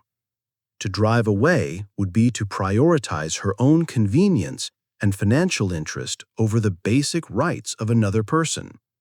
It is an act that assumes anonymity absolves one of responsibility. It is a decision that contributes to a world of cynicism where people expect the worst of each other. The ethical principle of accountability, however, demands a different course of action. It is the recognition that causing harm, even accidentally and anonymously, creates a moral obligation to make it right. The right to the other person's undamaged property has been violated, and it is her duty to rectify it. Helen feels the weight of this responsibility. The thought of the car's owner returning to find the damage with no explanation and no recourse feels fundamentally unfair. She chooses to act with integrity, despite the inconvenience. She takes a pen and a piece of paper from her glove compartment. She writes a simple, clear note. It says, "I am so sorry. I accidentally bumped your car while backing out and caused a small dent. It was completely my fault. Please call me so I can arrange to pay for the repair." She includes her name and her phone number. She then walks over to the damaged car and tucks the note securely under the windshield wiper, making sure it is visible and protected from the wind. Her act is a quiet testament to her character. She is acting as if she is being watched, even when she is alone. She is choosing to live in a way that aligns with the kind of world she wants to live in, a world where people take responsibility for their mistakes. When the car's owner, a young man, returns later, he first feels a surge of anger and disappointment at seeing the dent. But then he sees the note. His anger immediately dissolves and is replaced by a feeling of surprise and respect. Someone has done the right thing. The financial cost of the repair is now just a logistical detail. The more important outcome is that his faith in the decency of strangers has been affirmed. Helen's choice to leave the note was a choice to repair not just a small dent in a car door, but a potential small dent in the fabric of social trust. Taking responsibility for our mistakes is a core tenet of accountability. This principle, as we will see, is a close cousin to another pillar of a just society, the unwavering commitment to fairness. Our journey now shifts from what we owe for our actions to what we owe each other in shared situations. Chapter 21. Pet Ownership. The decision to leave a note on a damaged car is an act of taking responsibility for a single accidental event. We now extend this principle to a different kind of accountability, one that is not about a single moment, but about an ongoing daily commitment. This is the responsibility that comes with pet ownership, a long-term pact made with a living creature that depends on us completely. Consider the scene in a public park on a sunny afternoon. The park is a shared community space, a green oasis where children play, couples stroll, and people gather to relax. A man named David is walking his dog, a lively and affectionate golden retriever. The dog is enjoying the freedom of the park, sniffing at trees and joyfully greeting other dogs. At one point, the dog squats and relieves itself on a patch of grass near the playground. David sees this. He is now at an ethical crossroads that is both common and revealing. The temptation to ignore it is strong. No one appears to be watching him directly. He could pretend he didn't see it, or quickly walk away, pulling the dog along as if nothing happened. Cleaning up after his dog is an unpleasant and inconvenient task. He could rationalize his inaction by thinking that it's a park, it's outdoors, and it's just a part of nature. He might think, what's the big deal? This line of thinking treats the public space as a consequence-free zone and disregards the comfort and health of every other person who uses the park. A child could run and fall in that spot. Someone could sit down for a picnic nearby. The waste can contaminate the soil and water. To walk away is to prioritize a fleeting moment of personal convenience over the collective well-being and the basic rules of sanitation and civic courtesy. The ethical principle of responsibility here is clear. Owning a pet is a voluntary choice, and that choice comes with a set of duties. The owner is not just responsible for the pet's food and shelter, but also for the impact that pet has on the community. The dog cannot be held accountable for its actions, so the accountability falls entirely on the human companion. David understands this covenant.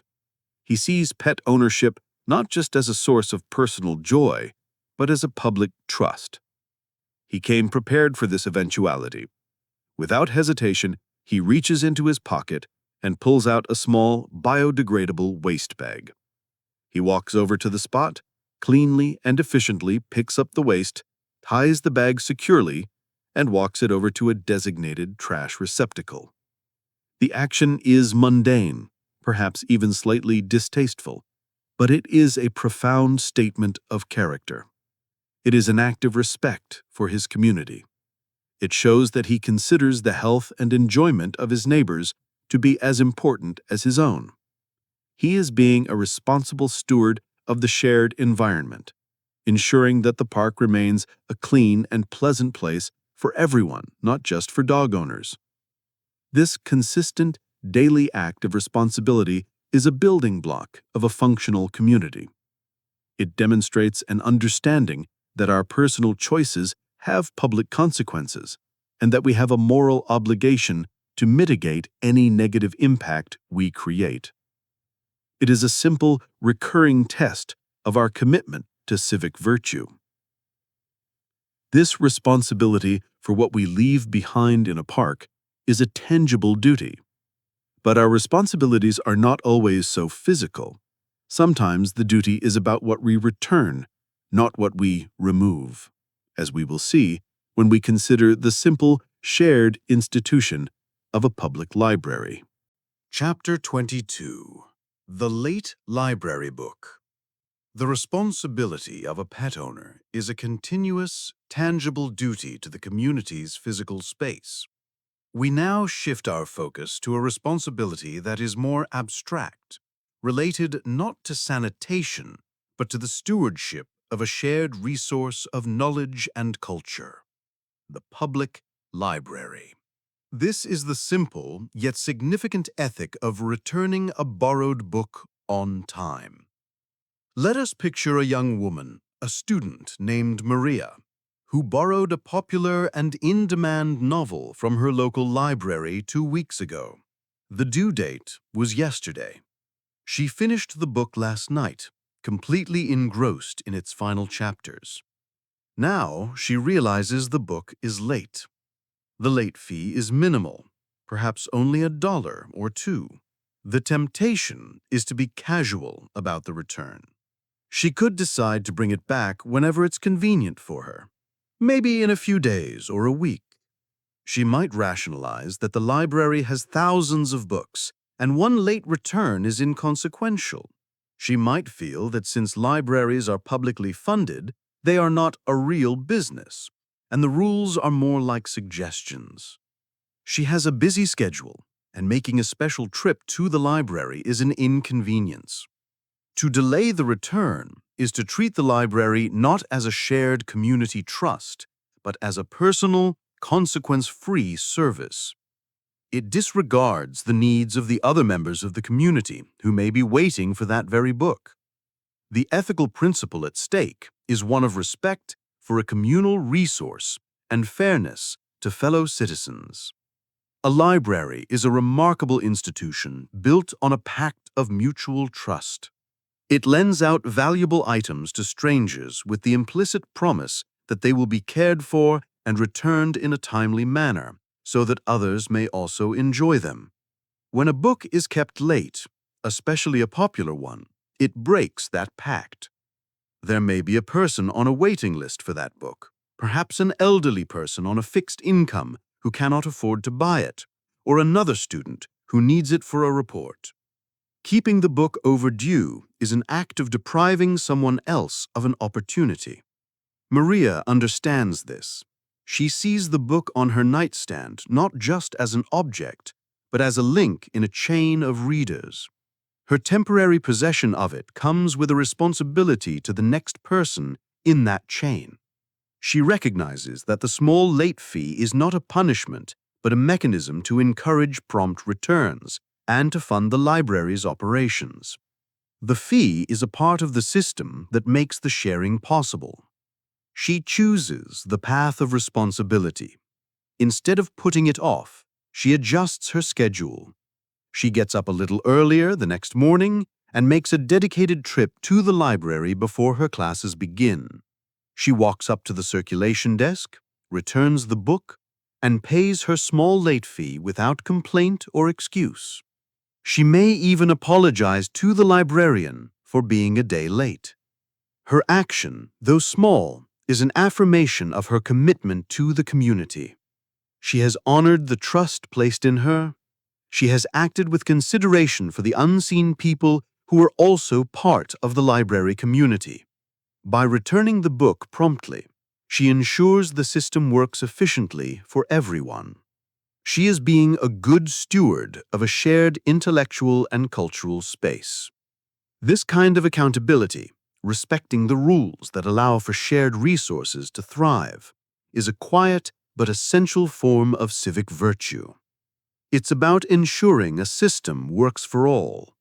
A similar principle of accountability is vital in the world of commerce, not with books, but with service, when a business makes a mistake in an order. Chapter 23. A Mistake in an Order. The responsibility of returning a library book on time is about upholding a system of shared resources. We now move this principle of accountability into a commercial setting, focusing not on the customer but on the provider. This is the story of a business owner who takes responsibility for a mistake made in a customer's order. Let's consider a small family-owned restaurant on a busy Friday night. The owner, a man named Mr. Chen, is overseeing the kitchen and the front of the house, ensuring everything runs as smoothly as possible. A customer who placed a large takeout order calls the restaurant about 20 minutes after leaving. His voice is calm but firm. He explains that one of the main dishes in his order is incorrect. He ordered the sweet and sour chicken, but he received the kung pao chicken instead. For the customer, this is a frustrating inconvenience. For Mr. Chen, this is a critical moment of ethical choice. The temptation is to be defensive or dismissive. He could try to argue with the customer, suggesting that perhaps he ordered incorrectly. He could offer a curt, insincere apology and a small, grudging discount on a future order. He could view the customer's complaint as a nuisance that is disrupting his busy evening. This path prioritizes his own ego and short-term profit over the customer's satisfaction and the restaurant's long-term reputation. It treats the customer relationship as a one-time transaction rather than an ongoing bond of trust. The ethical principle of responsibility, however, demands immediate and complete ownership of the mistake. Mr. Chen understands that his restaurant made a promise to the customer, a promise to deliver a specific meal in exchange for payment. That promise has been broken. His duty now is not to defend his business, but to repair the customer's experience and restore their faith in his establishment. He chooses this path without hesitation. His response is immediate, sincere, and customer-focused. "I am so incredibly sorry about that," he says, his voice filled with genuine regret. "That is completely our mistake, and I'm going to make it right for you right now." He does not make excuses about how busy they are. He takes full ownership. He then offers a comprehensive solution that goes above and beyond. "We are going to prepare a fresh order of the sweet and sour chicken for you immediately. To apologize for your inconvenience of having to come back, the new dish is on us, and I would also like to refund the cost of the original incorrect dish. Your correct meal will be ready for you in 15 minutes. When the customer returns, Mr. Chen meets him personally, offers another sincere apology, and hands him the freshly prepared correct meal along with the refund. This response transforms a negative experience into a powerfully positive one. The customer, who was initially annoyed, is now deeply impressed by the restaurant's integrity and commitment to customer service. He is far more likely to return and to share his positive experience with others. Mr. Chen's action is a masterclass in accountability. He has shown that he values his customers' trust more than the cost of a single dish.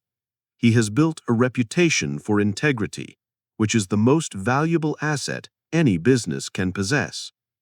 This act of taking responsibility for a commercial error builds a strong business. But our responsibilities are not just to other people or businesses. They extend to the environment we all share. We now scale up our focus from a single meal to the much larger issue of our collective home. Chapter 24: Environmental Responsibility. Taking responsibility for a mistake in a customer's order is about honoring a commercial promise. We now broaden the concept of responsibility to its widest scope yet, moving beyond our direct interactions with other people to our relationship with the planet itself. This is the ethic of environmental responsibility, demonstrated through the simple, consistent act of recycling. Our setting is a typical household kitchen. A woman named Susan is cleaning up after dinner. She has several items to discard: a glass pasta sauce jar, a plastic milk jug, an aluminum soda can, and some paper napkins. She stands before two bins, one for general trash and one for mixed recycling. The path of least resistance is to throw everything into the single trash bin. It is faster and requires zero mental effort. Sorting the items, rinsing the jar and jug, and placing them in the correct bin takes a few extra moments of thought and action. The temptation is to believe that her small individual actions are meaningless in the face of a global environmental crisis. She might think, "What difference does my one glass jar make?" This feeling of helplessness or apathy can lead to inaction, creating a cycle where individual abdication of responsibility contributes to the very collective problem that feels so overwhelming. It is a mindset that outsources the problem entirely to governments and corporations, ignoring the role of individual behavior. The ethical principle of environmental responsibility, however, argues that collective problems require collective solutions, and that collective solutions are built from the sum of individual actions. It is the recognition that while one person's choice may seem small, the cumulative effect of millions of people making that same responsible choice is monumental. It is an act of hope over cynicism. It is an acknowledgement that we have a duty of stewardship for the planet we will pass on to future generations. Susan chooses to embrace this responsibility. She has taken the time to learn her local municipality's recycling guidelines. She knows which plastics are accepted and which are not. She quickly rinses the sauce jar and the milk jug to prevent contamination. She places the jar, the jug, and the aluminum can in the recycling bin. She knows the paper napkins are not recyclable, so they go into the trash. This entire process takes less than a minute. It is a small, ingrained habit, a minor ritual of civic and ecological duty. Her action is not performed for praise or recognition. It is a quiet, personal commitment to being part of the solution, however small her part may be. It is an expression of her values. By sorting her waste, she is actively participating in the chain of sustainability. She is conserving resources, saving energy, and reducing the amount of waste sent to landfills.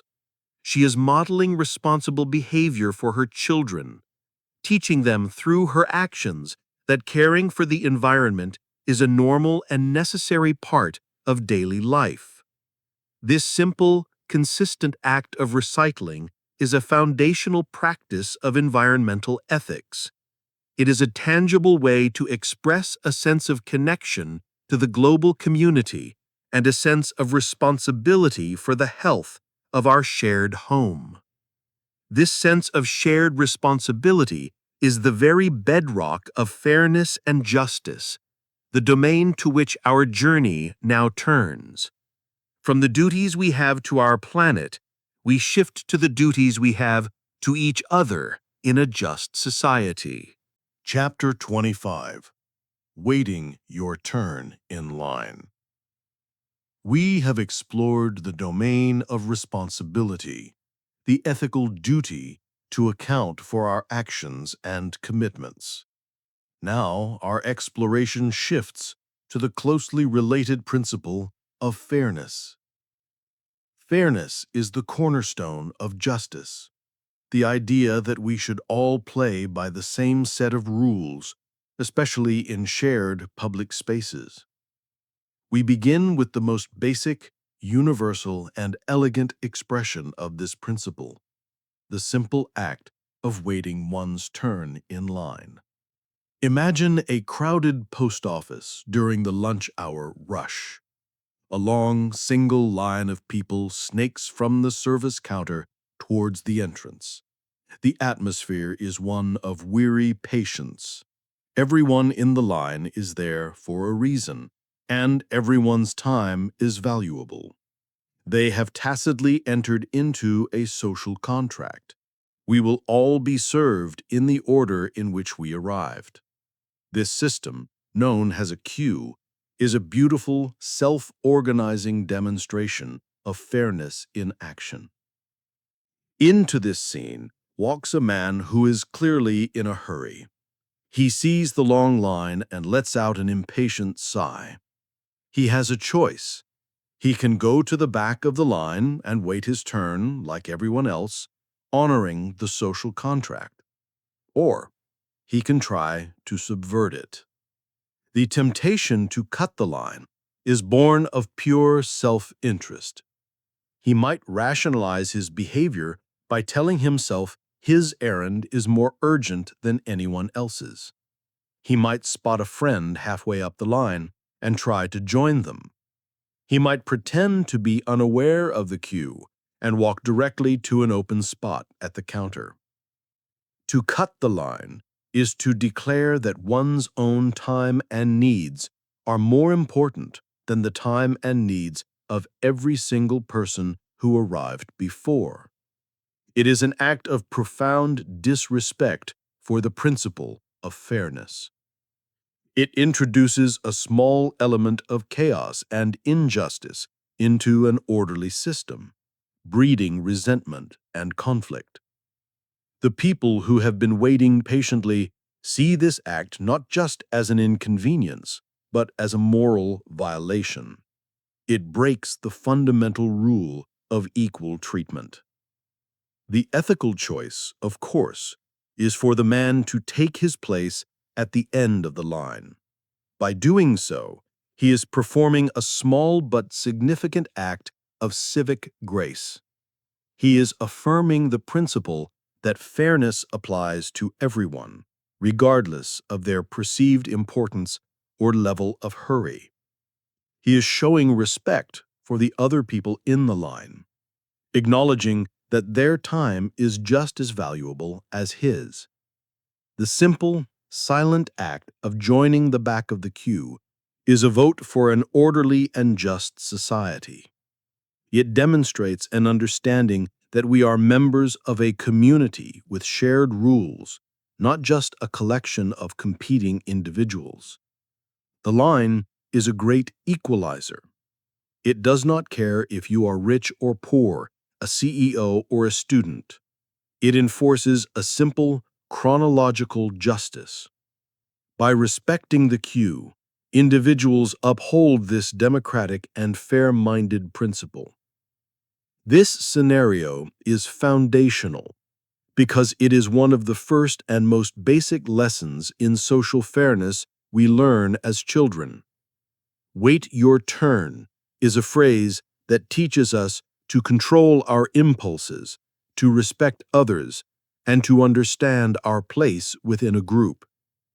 The patience and discipline learned in waiting for a turn on the swings translates directly to the patience and discipline required to wait in line at the post office. It is the practice of fairness in its most elemental form. This principle of ensuring everyone gets a fair share is not just about time, but also about resources, as we will see in our next chapter, which takes us back to a simple childhood method for ensuring a just division. Chapter 26. Dividing a Shared Dessert. The principle of fairness in a queue is about the just allocation of time. We now apply this same principle to the allocation of a physical resource, using a scenario that illustrates a timeless and elegant solution to the challenge of equitable division. This is the simple childhood wisdom of one cuts, the other chooses.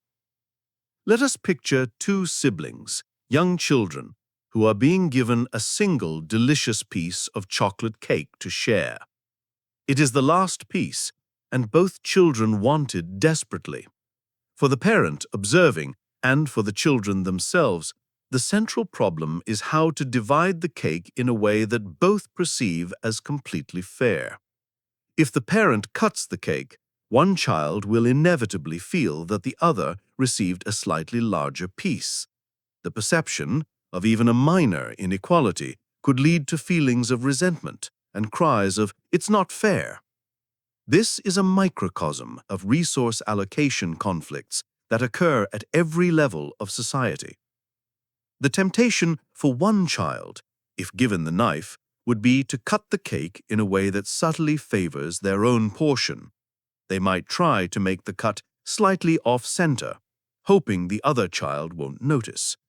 This is the impulse of self-interest attempting to manipulate a system for personal gain. The ethical challenge is to create a system where such manipulation is rendered pointless, a system where the fairest possible outcome is naturally encouraged. The solution is a beautiful piece of practical ethics. The parent hands the knife to the older sibling, let's call her Lily, and explains the rule. Lily, you get to cut the cake into 2 pieces, but your younger brother Sam gets to choose his piece first. In this single instruction, the entire dynamic of the situation is transformed. Lily now has a powerful incentive to make the cut as perfectly equal as she possibly can. If she tries to make one piece even slightly larger, she knows with absolute certainty that Sam will choose that larger piece, leaving her with the smaller one. Her own self-interest is now perfectly aligned with the principle of fairness. To get the best possible outcome for herself, she must ensure the best possible outcome for her brother. She takes the knife and concentrates with the focus of a master surgeon. She carefully measures the cake with her eyes, positions the knife in the exact center, and makes a slow, deliberate cut. She presents the 2 pieces to Sam, both of which are, to the human eye, identical. Sam looks them over and chooses one. Both children are perfectly happy. There are no arguments, no tears, no feelings of injustice. The system itself has guaranteed a fair result. This I cut, you choose method is a foundational lesson in procedural justice. It teaches that a fair process is often the best way to achieve a fair outcome.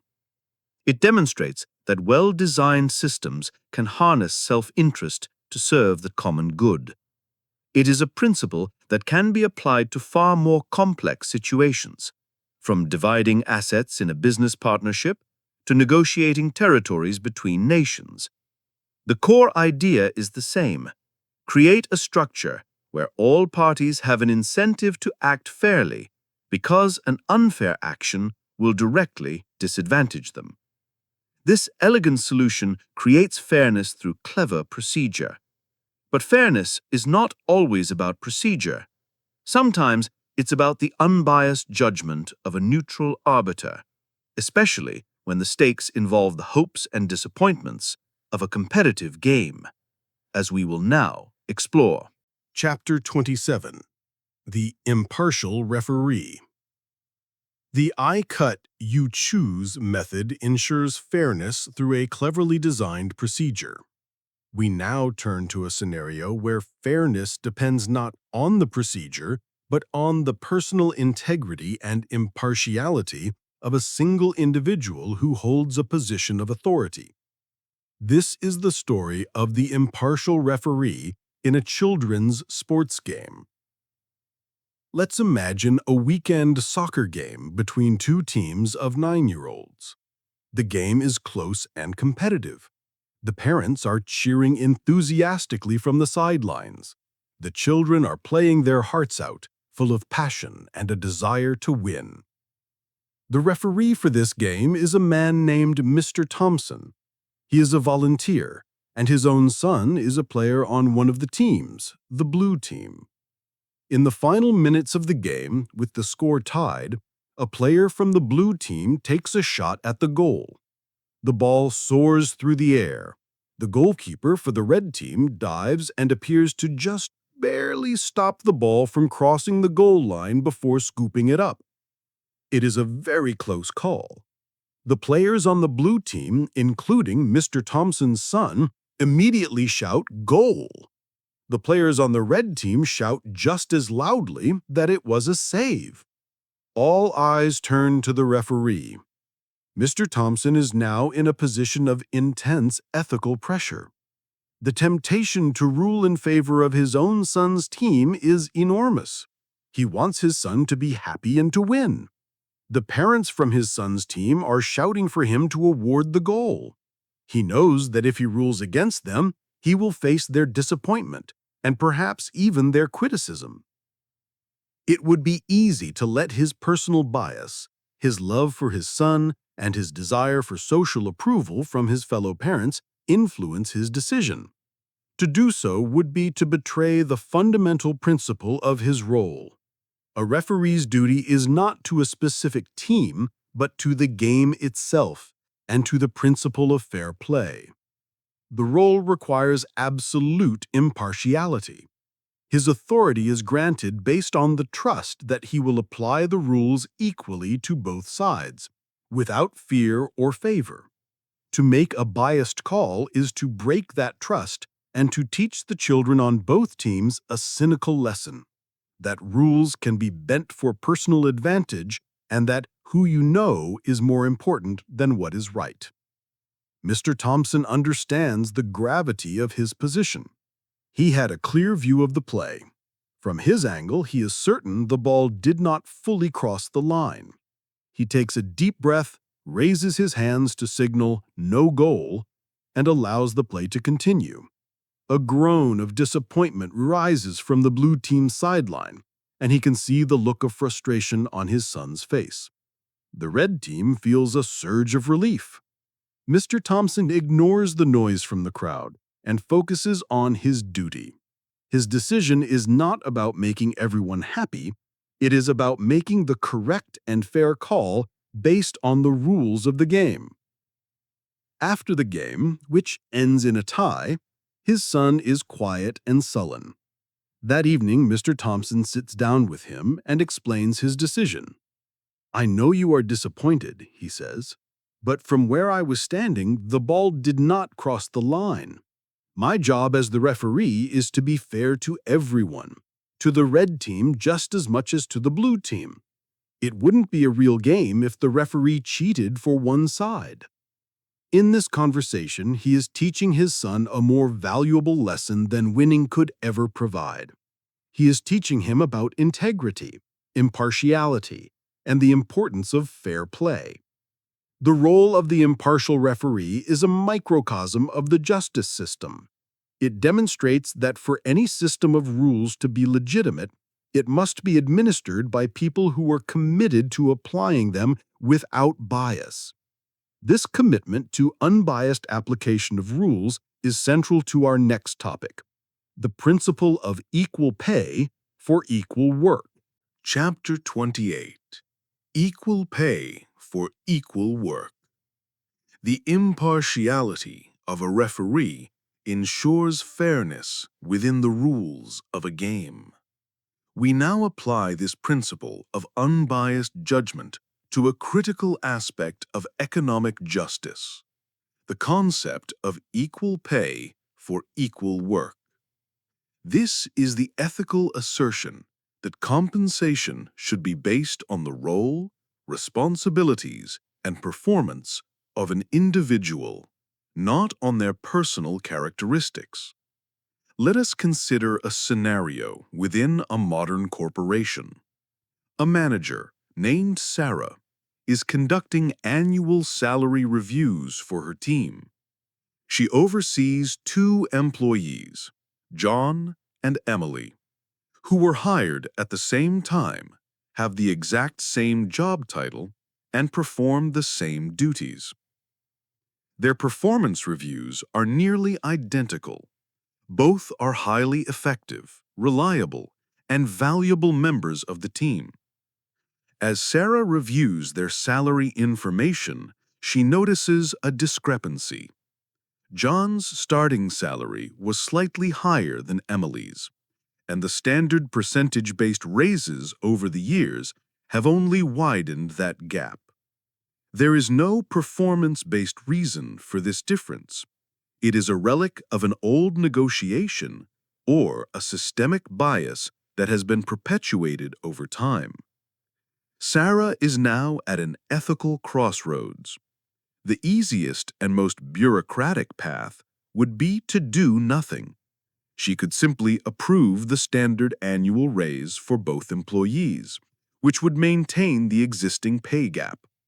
The company's budget is tight, and rectifying the inequity would require effort and potentially a difficult conversation with her superiors. No one is explicitly complaining about the disparity. She could rationalize that this is just the way things are, and that it is not her personal responsibility to fix a systemic issue. This inaction, however, would make her complicit in an ongoing injustice. To knowingly allow 2 people to be compensated differently for the same work is a violation of the principle of fairness. It creates a workplace where an individual's value is implicitly tied to factors other than their contribution. This can lead to resentment, decreased morale, and the loss of talented employees if the inequity ever comes to light. The ethical choice is for Sarah to take proactive steps to correct the injustice. She understands that fairness is a cornerstone of a healthy and productive work environment. She meticulously documents the performance and responsibilities of both John and Emily, creating a clear, data-driven case that demonstrates their equal contribution. She then schedules a meeting with her director and the head of human resources. In the meeting, she presents her findings not as a complaint, but as a matter of principle and good business practice. I am here to advocate for my team and to ensure we are living up to our company's values of fairness and equality, she begins. She lays out the evidence and makes a formal request to adjust Emily's salary to bring it into direct alignment with John's, effective immediately. She is not asking to lower John's pay, but to raise Emily's to the level that has already been established as appropriate for that role and performance level. Her action requires moral courage. It involves challenging the status quo and potentially using some of her own political capital within the organization. But it is a necessary act of leadership. By fighting for pay equity, Sarah is doing more than just correcting a single salary. She is sending a powerful message to her entire team that she is a fair and principled leader. She is building a culture of trust and demonstrating that the company is a place where people are valued for their work, not for their gender or any other arbitrary factor. This commitment to fairness is not just a moral imperative, it is a strategic advantage, helping to attract and retain the best talent. The principle of ensuring everyone is treated fairly extends beyond formal systems like salaries. It is just as important in our informal social gatherings, as we will see in our next chapter on the simple justice of an inclusive game night. Chapter 29. Inclusive Game Night. The fight for equal pay is a formal application of fairness within an institutional structure. We now scale this principle down to a more intimate and informal setting, where fairness is not about money, but about social inclusion and the right to participate. This is the ethic of an inclusive game night. Imagine a group of friends who gather regularly to play board games. The group includes experienced players who are strategic and competitive, as well as more casual players who are there primarily for the social connection. Tonight, a friend has brought along a newcomer, Michael, who has never played the complex strategy game the group plans to play. He is feeling hesitant and a little intimidated by the enthusiasm and expert chatter of the veteran players. The host of the evening, a woman named Chloe, faces a choice. The path of least resistance is to prioritize the desires of the experienced players. They are eager to start the challenging game they had planned. Explaining the intricate rules to Michael will take a long time and will slow down the beginning of the game. They might rationalize that Michael can just watch this first game to learn, or that he should have read the rules online beforehand. This approach would effectively exclude Michael, making him feel like an outsider and a burden. It would prioritize the competitive aspect of the evening over its social communal purpose. It sends a message that only those who already have the required knowledge are truly welcome to participate fully. The ethical principle of fairness and inclusion, however, demands a different approach. Chloe understands that the purpose of their gathering is not just to win a game, but to strengthen friendships and enjoy each other's company. The goal is shared enjoyment. To exclude someone, even passively, would be a failure of hospitality and kindness. She chooses to be an inclusive host. Since Michael is new to this game, she announces to the group with a smile, let's make sure we do a really good job of explaining the rules so everyone is on a level playing field.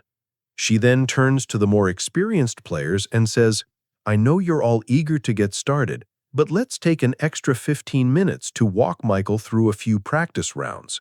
It will make the game more fun for everyone if we're all confident in how to play. Her statement does two things. It validates the newcomer's needs, and it frames the act of teaching as a collective benefit rather than a chore. During the explanation, she is patient and encouraging. She asks Michael if he has questions and uses clear examples. The other experienced players, guided by her leadership, also chime in with helpful tips. They create an environment that is welcoming rather than intimidating. As they start to play, they are gentle with his mistakes and offer strategic advice. Michael, instead of feeling like a burden, feels supported and included. He is able to participate meaningfully in the game and, more importantly, in the social life of the group. Chloe's choice to prioritize inclusion over expediency is an act of social justice in miniature. She has ensured that everyone present has an equal opportunity to participate and enjoy the shared activity. She has reinforced the idea that their community is one of welcome, not a clique for experts. This informal act of fairness is a building block of strong social bonds. The same principle of ensuring everyone can participate in a shared activity is a cornerstone of one of our most important civic duties, a duty that forms the very foundation of a democratic society, as we explore next. Chapter 30. The Jury Duty Call. The fairness of an inclusive game night ensures everyone can participate in a social activity. We now elevate this principle of fair participation to one of the most profound obligations in a democratic society, the duty to serve on a jury. This is about answering the call to ensure a fair trial for a fellow citizen. Let us consider a person, let's call him Mark, who receives a jury summons in the mail. It is an official-looking document ordering him to appear at the local courthouse on a specific date for jury selection. His immediate reaction is one of annoyance and inconvenience. Jury duty means taking time off from work, rearranging his schedule, and potentially sitting for days on a trial that has nothing to do with him. The pay is minimal, barely covering the cost of parking and lunch. The temptation is to find a way out of it. He could try to invent an excuse, exaggerating a hardship or a bias in the hope of being disqualified. He could simply ignore the summons, though he knows this could have legal consequences. He might rationalize his reluctance by thinking that the system is flawed anyway, or that his individual presence on a jury of 12 people will not make a significant difference. He sees it as a burden imposed upon him by an impersonal state. This perspective views jury duty as a chore to be avoided, rather than a right and a responsibility to be embraced. The ethical principle at stake, however, is the fundamental right to a trial by a jury of one's peers. This right is a pillar of a free and just society, a protection against the arbitrary power of the state. The entire system depends on ordinary citizens being willing to participate. For the system to be fair, the jury pool must be a true cross-section of the community, representing a diversity of backgrounds, experiences, and perspectives. When citizens shirk their duty, the jury pool shrinks and becomes less representative, potentially compromising the fairness of the trial. Mark reflects on this. He considers the person on trial, a complete stranger whose liberty and future hang in the balance. That person is entitled to a fair hearing from a jury of people like him, people with jobs, families, and everyday lives. To refuse to serve is to deny that person a small piece of their fundamental right. It is to weaken the very system that protects his own rights.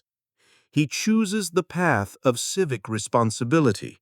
He adjusts his work schedule, informs his family, and on the designated day, he walks into the courthouse not with resentment, but with a sense of purpose. He participates in the selection process honestly. He listens attentively to the evidence and arguments presented during the trial. He engages in thoughtful and respectful deliberation with his fellow jurors, even when they disagree.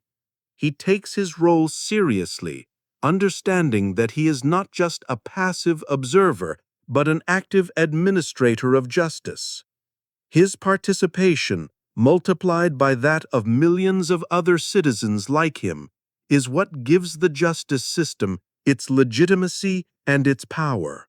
By answering the jury summons, Mark is doing more than fulfilling a legal obligation.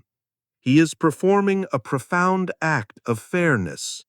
He is contributing to a system designed to ensure that guilt or innocence is determined not by a single powerful authority, but by the collective, considered judgment of the community. This act of participating in a formal justice process is critical. Equally important is the informal process of justice that occurs when a leader must weigh competing claims, as we will now explore. Chapter 31. A Fair Hearing. Serving on a jury is an act of participating in the formal public administration of justice. We now narrow our focus to a more private and common setting where the principles of justice are just as critical. The workplace. This is the story of a manager's responsibility to provide a fair hearing to employees in a dispute.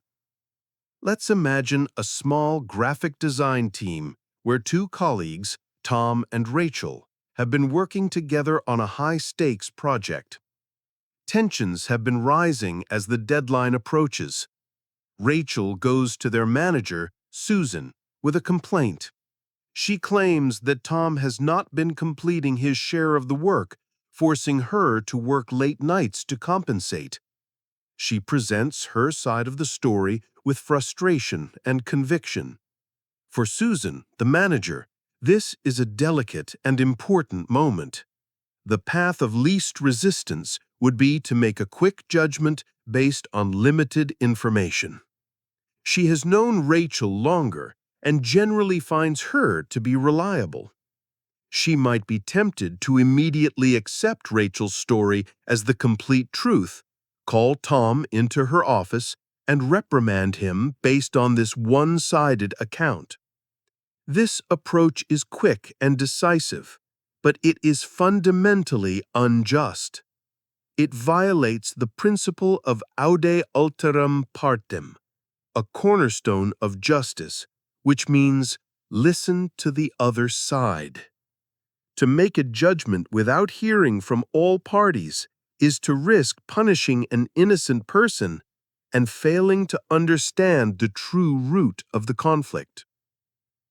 The ethical principle of fairness demands that Susan act not as an advocate for one employee, but as an impartial investigator and mediator.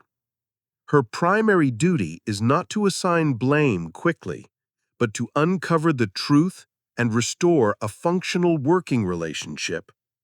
She understands that every story has multiple perspectives. She chooses the path of procedural fairness. First, she listens to Rachel's complete account with empathy and without interruption. She assures Rachel that she takes her concerns seriously and will look into the matter. She does not, however, promise a specific outcome or validate Rachel's conclusion about Tom's behavior. Her next step is to speak with Tom. She does not approach him with an accusatory tone. She presents the situation neutrally. Tom, she might begin, I wanted to check in on the project. It's been reported that the workflow is uneven and the team is under stress. Can you walk me through your perspective on how things are going? This open-ended, non-accusatory question invites Tom to share his side of the story without feeling immediately defensive. Tom then explains that he has been struggling with a new piece of software that the project requires, and he has been hesitant to admit it for fear of looking incompetent. He has been spending hours trying to solve the technical issues, which is why his output of finished designs has been slow. He was not being lazy, he was stuck. Suddenly, the conflict is reframed. It is not a case of a lazy employee and a hard-working one. It is a problem of communication and a need for technical support. By giving both parties a fair hearing, Susan has uncovered the real issue. She can now address it effectively, perhaps by arranging for Tom to get some software training, or by reallocating tasks to better match the team's skills. She brings Tom and Rachel together to mediate a conversation, not to assign blame, but to create a new, functional work plan. Susan's commitment to a fair hearing has prevented a miscarriage of workplace justice. It has shown her team that she is a fair-minded leader who acts on evidence rather than hearsay. She has reinforced a culture of psychological safety where employees can feel comfortable admitting when they are struggling. This commitment to procedural fairness is essential for any just leader. This same principle of fairness, of doing one's part for the good of the whole system, extends beyond human conflict and into the simple, mundane courtesies of our shared public spaces. Chapter 32. Returning a shopping cart. The act of giving a fair hearing is a complex, interpersonal application of justice. We now conclude our exploration of fairness with one of its simplest, most elegant, and purely voluntary expressions: the act of returning a shopping cart to its designated corral in a parking lot. This is a quiet, anonymous act that serves as a powerful litmus test for a person's commitment to social order and courtesy. Picture a sprawling supermarket parking lot on a busy afternoon. A woman has just finished loading her groceries into her car. Her empty shopping cart now sits beside her vehicle. She is parked a considerable distance from the nearest cart corral, the metal pen designed to neatly contain the carts. The weather is hot, and she is eager to get home. She faces a choice that thousands of people face every day. The easiest option is to simply leave the cart where it is, in the middle of the parking space or pushed up onto a nearby curb. The rationalizations are plentiful. It's not my job to collect carts. They pay employees for that. I'm in a hurry. It's too far to walk. Everyone else does it. To leave the cart adrift is to prioritize a few moments of personal convenience over the order and safety of the entire shared space. A rogue cart can roll and dent another person's car. It can block a precious parking space for the next shopper. It can create a hazard for drivers. It forces the store employees to spend extra time and effort wrangling scattered carts from all corners of the lot, a task that is inefficient and often difficult in bad weather. The ethical principle at play is a blend of fairness, responsibility, and civic virtue. It is the recognition that the parking lot is a shared resource, and that each user has a small but significant role in maintaining its functionality. It's about taking one small extra step to prevent a minor inconvenience for oneself from becoming a larger inconvenience or a potential hazard for others. It is the principle of leaving a shared space in good order for the next person.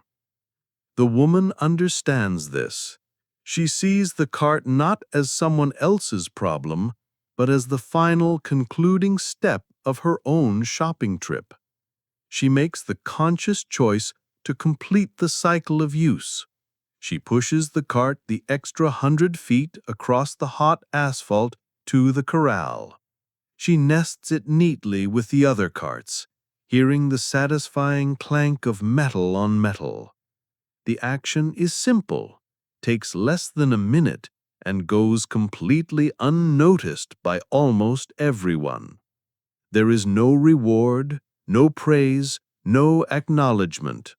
It is a purely altruistic act. Yet it is in these small, anonymous acts of consideration that the character of a community is revealed. Each person who returns their cart is casting a vote for order over chaos, for community over pure self-interest. They are contributing to a smoothly functioning system that benefits everyone.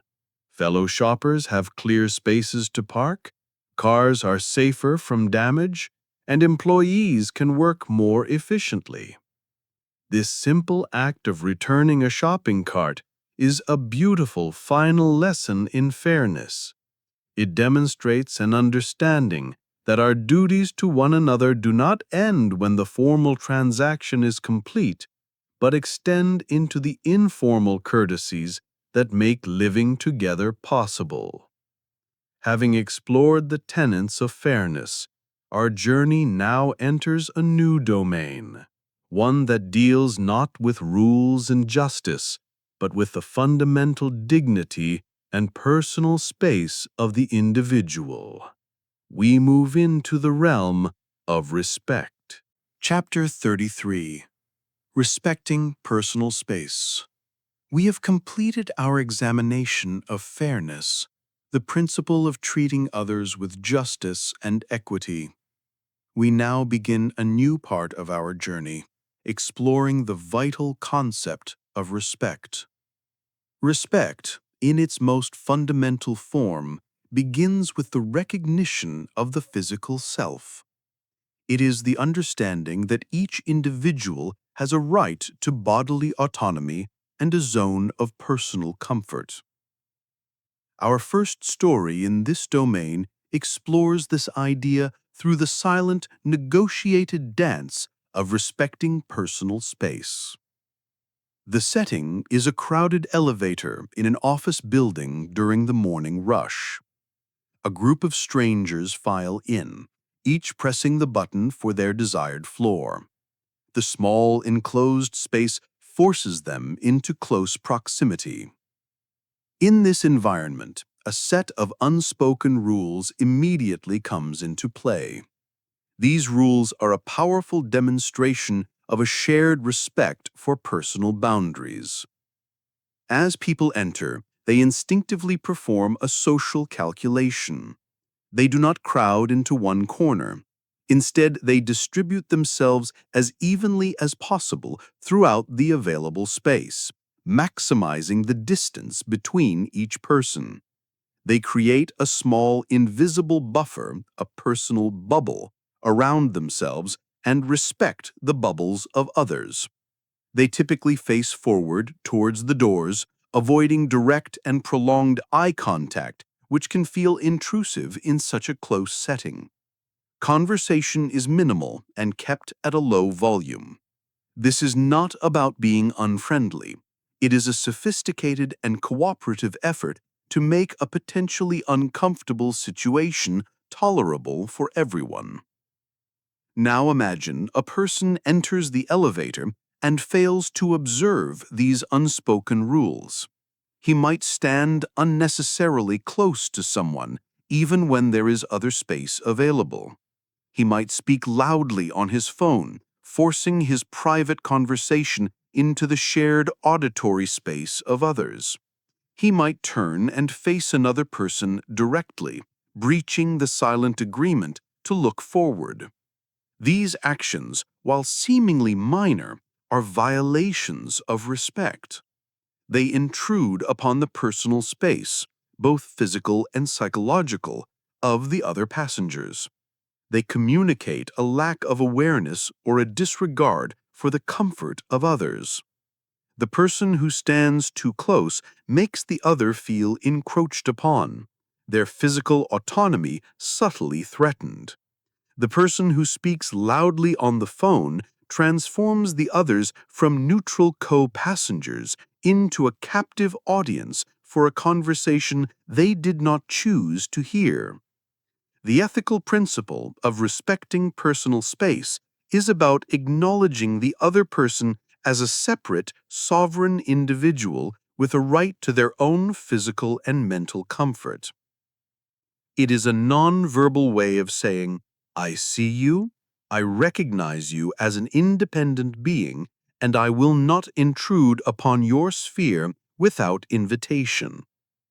In the elevator, the passengers who abide by the unspoken rules are collectively upholding this principle. They are demonstrating mutual respect. They are co-creating a temporary environment of psychological safety. The person who violates these norms disrupts that safety, prioritizing their own comfort or lack of awareness over the well-being of the group. The quiet, cooperative dance in an elevator is a microcosm of how respect functions in society. It is often quiet, subtle, and communicated through non-verbal cues. It is about understanding and honoring boundaries. The mastery of this simple skill is a foundational element of social intelligence and ethical behavior. It is the first and most basic way we show that we value another person's existence. From this respect for physical boundaries, we now turn to the respect required in the flow of conversation itself, exploring the simple but profound act of listening without interrupting. Chapter 34. Listening without interrupting. Respecting a person's physical space is the first and most basic acknowledgement of their autonomy.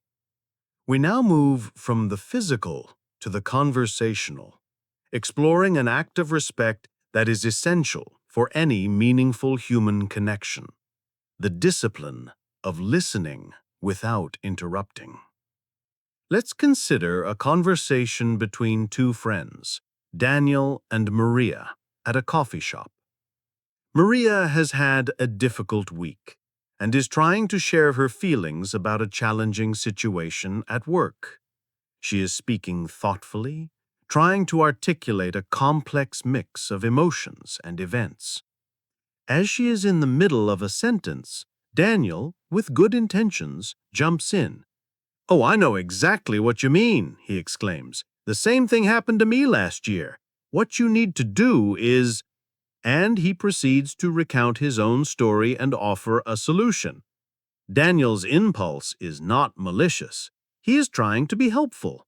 He wants to show empathy by relating her experience to his own, and he wants to solve her problem for her. This is a very common conversational pattern. However, the effect of his interruption, despite the good intention, is a subtle form of disrespect. By cutting her off, he has hijacked the conversation. He has shifted the focus from her experience to his own.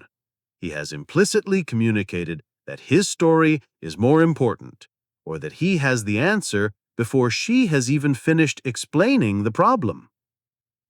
He has denied her the space to fully explore and express her own thoughts. She may now feel that her experience has been dismissed or misunderstood. She may become hesitant to continue sharing, feeling that she is not truly being heard.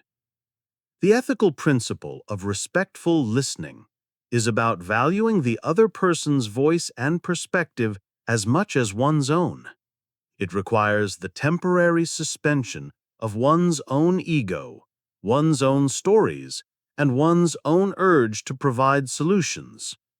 True listening is not simply waiting for one's turn to speak. It is an active, focused, and generous act of giving someone your complete attention. It is a way of saying, "Your thoughts and feelings are important. I am here to understand them, not to judge or fix them." Let's replay the scene with this principle in mind. Maria is sharing her story. Daniel actively resists the urge to interrupt. He maintains eye contact. He nods to show he is engaged. He makes small, encouraging sounds like, "I see," or "mm-hmm." He allows her to speak until she comes to a natural pause. He gives her the space to stumble over her words, to backtrack, to think aloud. He is creating a safe container for her thoughts. Only when she has finished does he speak. And when he does, his first words are not about himself. He might ask a clarifying question like, "That sounds incredibly stressful. What was the hardest part of that for you?" Or he might simply validate her feelings. "Thank you for sharing that with me. It's completely understandable why you would feel so frustrated." This response demonstrates profound respect. It keeps the focus on her, showing that he has truly absorbed what she said. By listening fully, he gives her the gift of being heard, which is often far more valuable than any piece of advice. He has respected her narrative autonomy. This practice of listening without interrupting is a cornerstone of empathy and strong relationships. It builds trust and intimacy. Having respected the flow of someone's speech, we must also consider how to respect their decisions, especially when their answer is not what we want to hear. We now turn to the crucial act of respectfully accepting the word no. Chapter 35. Respecting No. Listening without interrupting is an act of respecting a person's right to express themselves. We now address a more direct and often more challenging test of respect: the act of gracefully accepting a refusal. This is about honoring a person's right to make their own decisions and set their own boundaries, even when those decisions disappoint us. Let us imagine a scenario where a young man, Alex, asks a colleague, Sarah, out on a date. He has developed a crush on her and has worked up the courage to invite her to dinner. He approaches her and makes his request politely. Sarah is flattered, but she is not interested in him romantically. She also has a personal rule about not dating people from her workplace. She looks at him kindly and says, "Alex, that's very kind of you to ask, but I'm going to have to say no. I prefer to keep my professional and personal lives separate." For Alex, this refusal is a moment of disappointment. He is now at a critical ethical crossroads. The path of disrespect involves challenging her decision. He could try to persuade her, saying things like, "Oh, come on, it's just one dinner. What's the harm?" He could question her reason, implying that her rule is silly or that she should make an exception for him. He could become sullen or passive-aggressive, making her feel guilty for her decision. All of these responses are violations of respect. They are a refusal to accept her no as a valid and final answer. They imply that he knows what is best for her better than she does, or that his desires should take precedence over her stated boundaries. This behavior is pressuring and coercive, and it fundamentally disrespects her autonomy as an individual. The ethical principle of respecting a no is about recognizing that every person is the sole sovereign of their own life. They have an absolute right to make decisions about their time, their body, and their relationships without needing to justify those decisions to anyone else. A no is a complete sentence. To respect it is to honor that person's agency and self-determination. Alex, despite his disappointment, chooses the path of respect. He takes a moment to process her words. He might feel a sting of rejection, but he does not allow that feeling to dictate his response. He nods and gives her a small, genuine smile. "Okay, I understand. Thanks for being honest with me." And then, crucially, he lets it go. He does not bring it up again. He does not treat her differently at work. He continues to be a polite and professional colleague. His response is a powerful demonstration of maturity and respect. He has shown her that he values her as a person and respects her boundaries, even when it means he does not get what he wants. He has preserved a positive and professional working relationship. The ability to accept a no gracefully is a foundational skill for any healthy interaction, whether it is in a romantic, professional, or social context. It is the practical application of the belief that other people do not exist to fulfill our needs. They have their own needs, their own boundaries, and their own sovereign right to choose. This respect for personal boundaries is paramount. But what happens when the boundary is not a verbal no, but the invisible wall of digital privacy? We now turn our attention to the ethics of communication in our modern world. Chapter 36. Privacy in Communication. Respecting a person's spoken no is a direct acknowledgement of their boundaries. In our modern world, however, Many of our boundaries are not spoken, but are implicit in the technology we use. We now explore a critical aspect of modern respect, honoring the implicit right to privacy in communication. The scenario is simple and familiar. Two roommates are in their shared living room. One of them, let's call her Jessica, gets up to go to the kitchen, leaving her smartphone unlocked on the coffee table. As she leaves, a notification lights up the screen, displaying the beginning of a text message from a mutual friend. Her roommate, Chloe, is sitting on the sofa. She sees the phone and the message. A powerful wave of curiosity washes over her. The conversation seems intriguing. It would be so easy to just pick up the phone and read the rest of the message, and perhaps even scroll through a few other conversations. Jessica is in the other room. She would never know. The temptation to snoop is a deeply human one, driven by curiosity and the desire for information. Chloe might rationalize her impulse by telling herself that since Jessica is her roommate and they are friends, they don't have secrets. She might feel that if the message involves a mutual friend, she has a right to know what is being said. She might even convince herself that she is looking out for Jessica's best interests, checking to make sure no one is speaking ill of her. These rationalizations, however, are a mask for a fundamental violation of trust. The ethical principle of privacy in communication is based on a simple, unspoken agreement. A private conversation, whether it is a sealed letter, a whispered secret, or a digital text message, belongs only to the intended participants. A person's phone, like a person's diary, is an extension of their private mind. It contains their personal thoughts, their vulnerable confessions, their intimate relationships. To read someone's private messages without their explicit permission is a profound act of disrespect. It is a form of trespassing, a violation of a boundary that is just as real as the front door of their bedroom.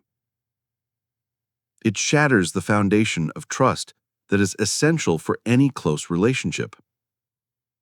Even if nothing incriminating or particularly interesting is found, the act of snooping itself is a betrayal. Chloe understands this. She recognizes the phone on the table not as an object of public information, but as a container for her friend's private life. She resists the pull of curiosity. She averts her eyes from the screen. She might even call out, "Hey Jess, your phone is lighting up over here," prompting Jessica to return, thereby removing the temptation entirely.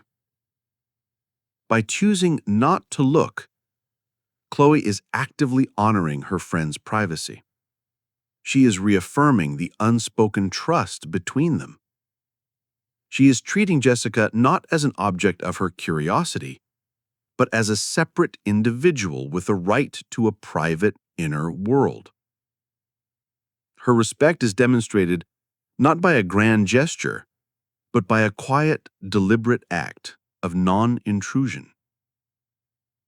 This principle extends to all forms of private communication: reading a partner's email, listening in on a family member's phone call, or opening someone else's mail. The technology may change, but the ethical foundation remains the same. Respect requires us to honor the invisible walls of privacy as if they were made of solid stone. This respect for the privacy of those we know is crucial. But how does the principle of respect function when we encounter people from cultures vastly different from our own? We now broaden our view from a private living room to the wider world of international travel. Chapter 37. Cultural Sensitivity. We have established that respecting a person's private communication is a cornerstone of trust in a personal relationship. Now we expand the principle of respect beyond the individual to the collective. This is the ethic of cultural sensitivity, the act of respecting the customs, traditions, and values of a culture that is not one's own. Let's imagine a young American traveler named Ben on his first trip to a country in Southeast Asia.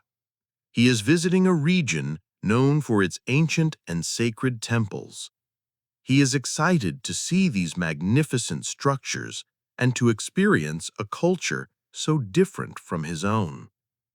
Before his trip, he spends some time doing basic research. He learns that in this region, the head is considered the most sacred part of the body, and the feet are considered the lowest and most unclean. He learns that it is deeply disrespectful to point one's feet at another person or at a sacred image, such as a statue of the Buddha. He also learns that when entering a temple or a private home, it is customary to remove one's shoes as a sign of respect. When Ben arrives at a large, revered temple complex, he is immediately presented with choices that test his commitment to respect. He sees other tourists, perhaps less prepared than he is, behaving in ways that are culturally inappropriate. Some are wearing shorts and tank tops in a sacred space that requires modest dress. Some are laughing and speaking loudly, disrupting the quiet, contemplative atmosphere. Some are sitting on ledges with their feet pointing directly at a large, serene statue of the Buddha. The temptation for Ben is to think, "I'm on vacation. I should be able to be comfortable and act how I normally act." He could decide that these rules are not his rules, and therefore he doesn't need to follow them. This perspective is ethnocentric. It places one's own cultural norms as superior and sees foreign customs as strange or optional. It is an act of disrespect that treats a host country not as a complex society with its own deep-rooted values, but as a theme park for one's own entertainment. Ben, however, chooses the path of ethical respect. He understands that he is a guest in another culture and that the right and respectful thing to do is to adapt his behavior to their norms. Before entering the temple, he makes sure he is wearing long pants and a shirt that covers his shoulders, which he brought specifically for this purpose. He removes his shoes at the entrance, placing them neatly with the others. Inside, he keeps his voice low. When he sits down to rest or observe, he is mindful of his posture, tucking his feet beneath him to ensure they are not pointing at any statues or people.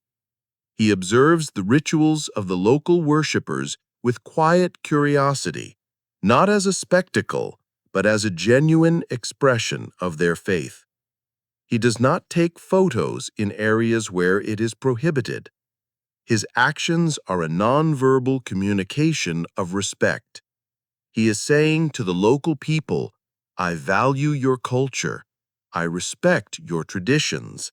I am grateful to be a guest in your sacred space." This act of cultural sensitivity enriches his own travel experience. It allows him to connect with the local culture on a deeper level. Local people are more likely to be open and welcoming to a visitor who shows them this basic respect. He is not just a tourist consuming sights. He is a traveler engaging in a meaningful cross-cultural exchange. Respecting cultural norms abroad is a fundamental part of being a good global citizen. This same principle of showing respect to people based on their context applies just as much when we are back home, interacting with people performing vital roles within our own society, as we explore next. Chapter 38. Speaking to Service Staff.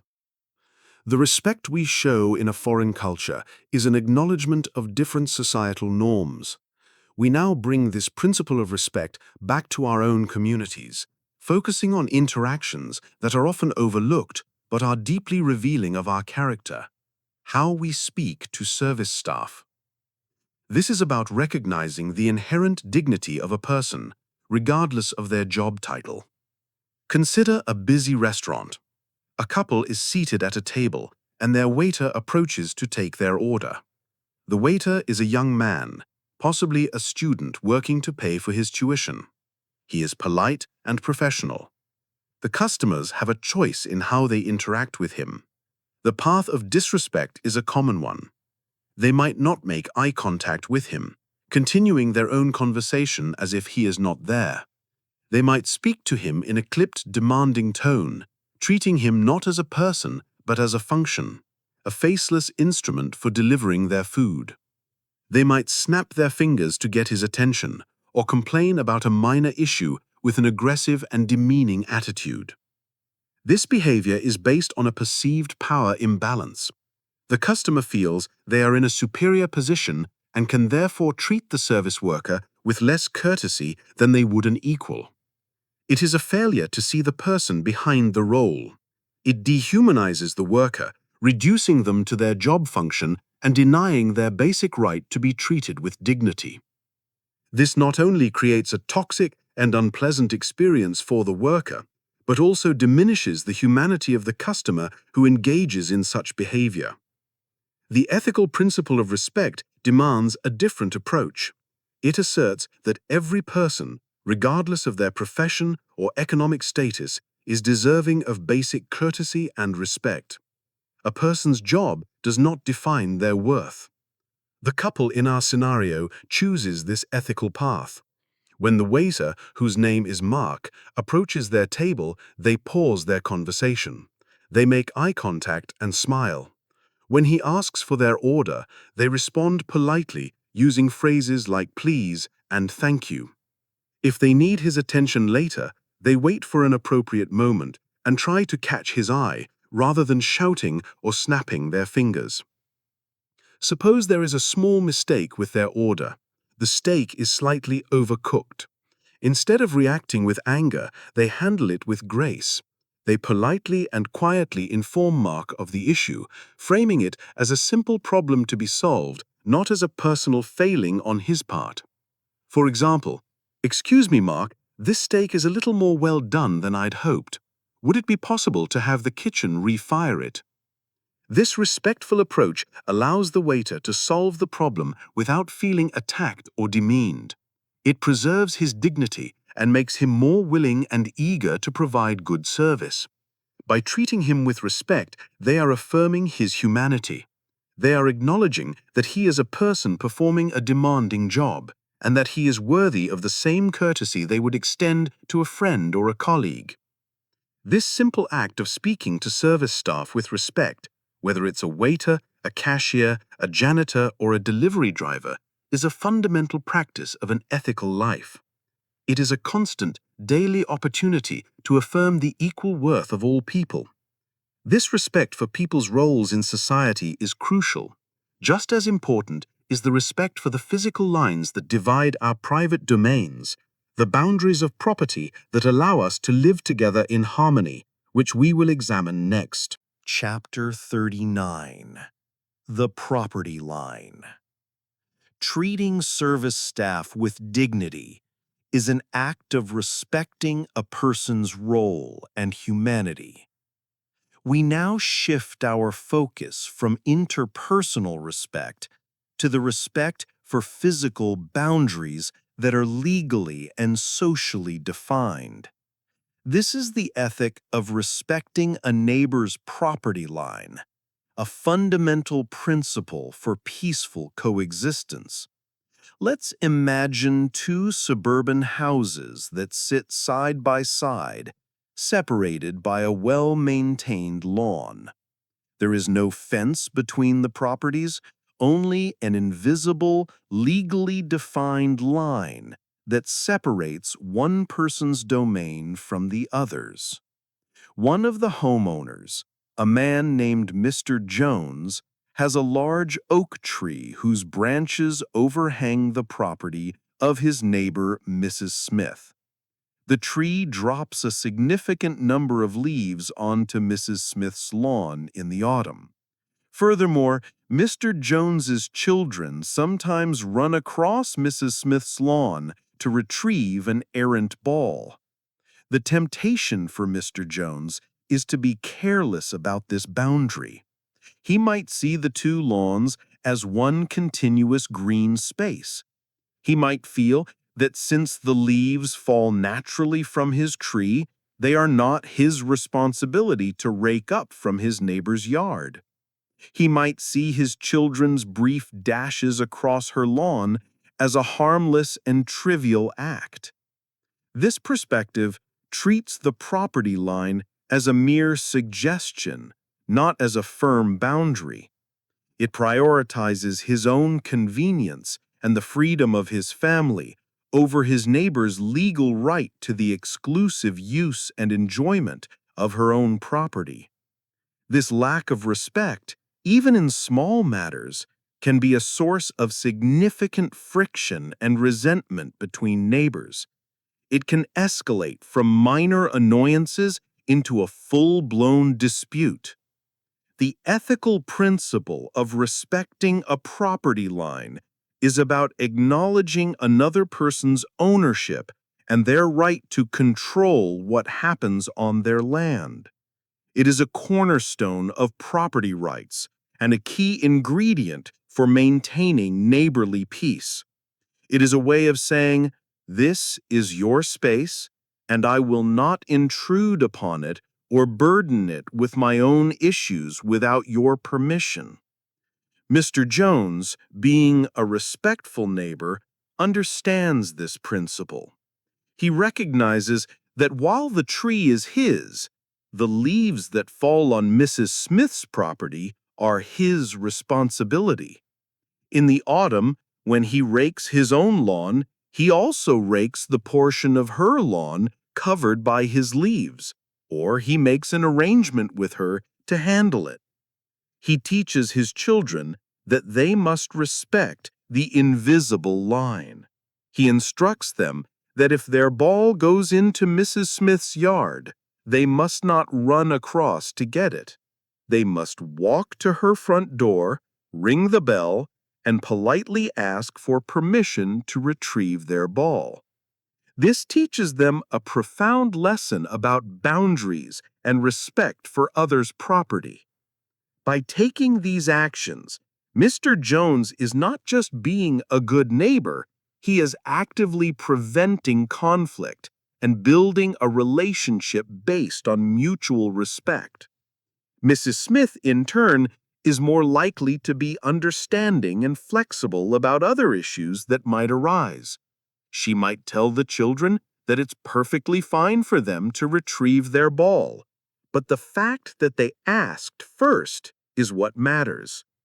This mutual respect for the physical boundary creates a foundation of goodwill that makes living side by side a pleasant and cooperative experience, rather than a source of stress. Respecting the physical line of a property is a clear-cut duty, but respect can also manifest in more subtle ways, such as the simple but powerful effort of remembering and using someone's name correctly, as we will now explore. Chapter 40. Remembering someone's name. The respect for a physical property line is an acknowledgement of a legal and spatial boundary.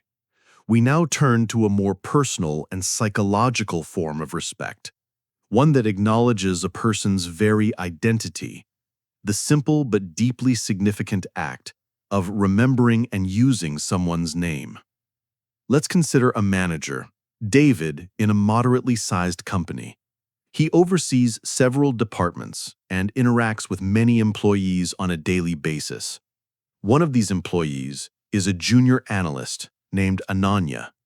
Her name is of South Asian origin and may be unfamiliar to David. They have interacted briefly in a few meetings. In their next interaction, David is at an ethical crossroads that is both subtle and common. The path of least effort is to not make a concerted attempt to learn her name. He might avoid using her name altogether, referring to her vaguely as the analyst from finance. He might mispronounce it and not make an effort to be corrected. He might even use a generic placeholder like Chief or Han, which can feel dismissive and overly familiar. This failure to learn her name, while perhaps not malicious, communicates a message of disrespect.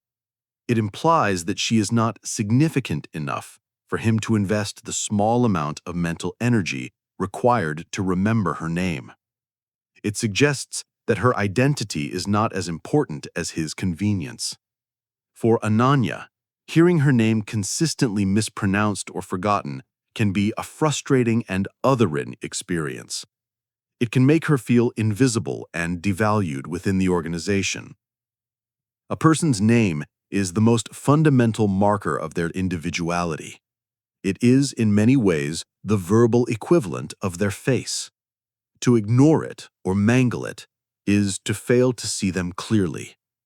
The ethical principle of respect demands that we make a genuine effort to learn and use people's names correctly. It is a basic but powerful way of acknowledging their existence and validating their identity. It is a sign that we see them as an individual, not just as a role or a face in the crowd. David understands the importance of this. After his first meeting with Ananya, he recognizes that her name is unfamiliar to him. Instead of ignoring this, he takes responsibility for learning it.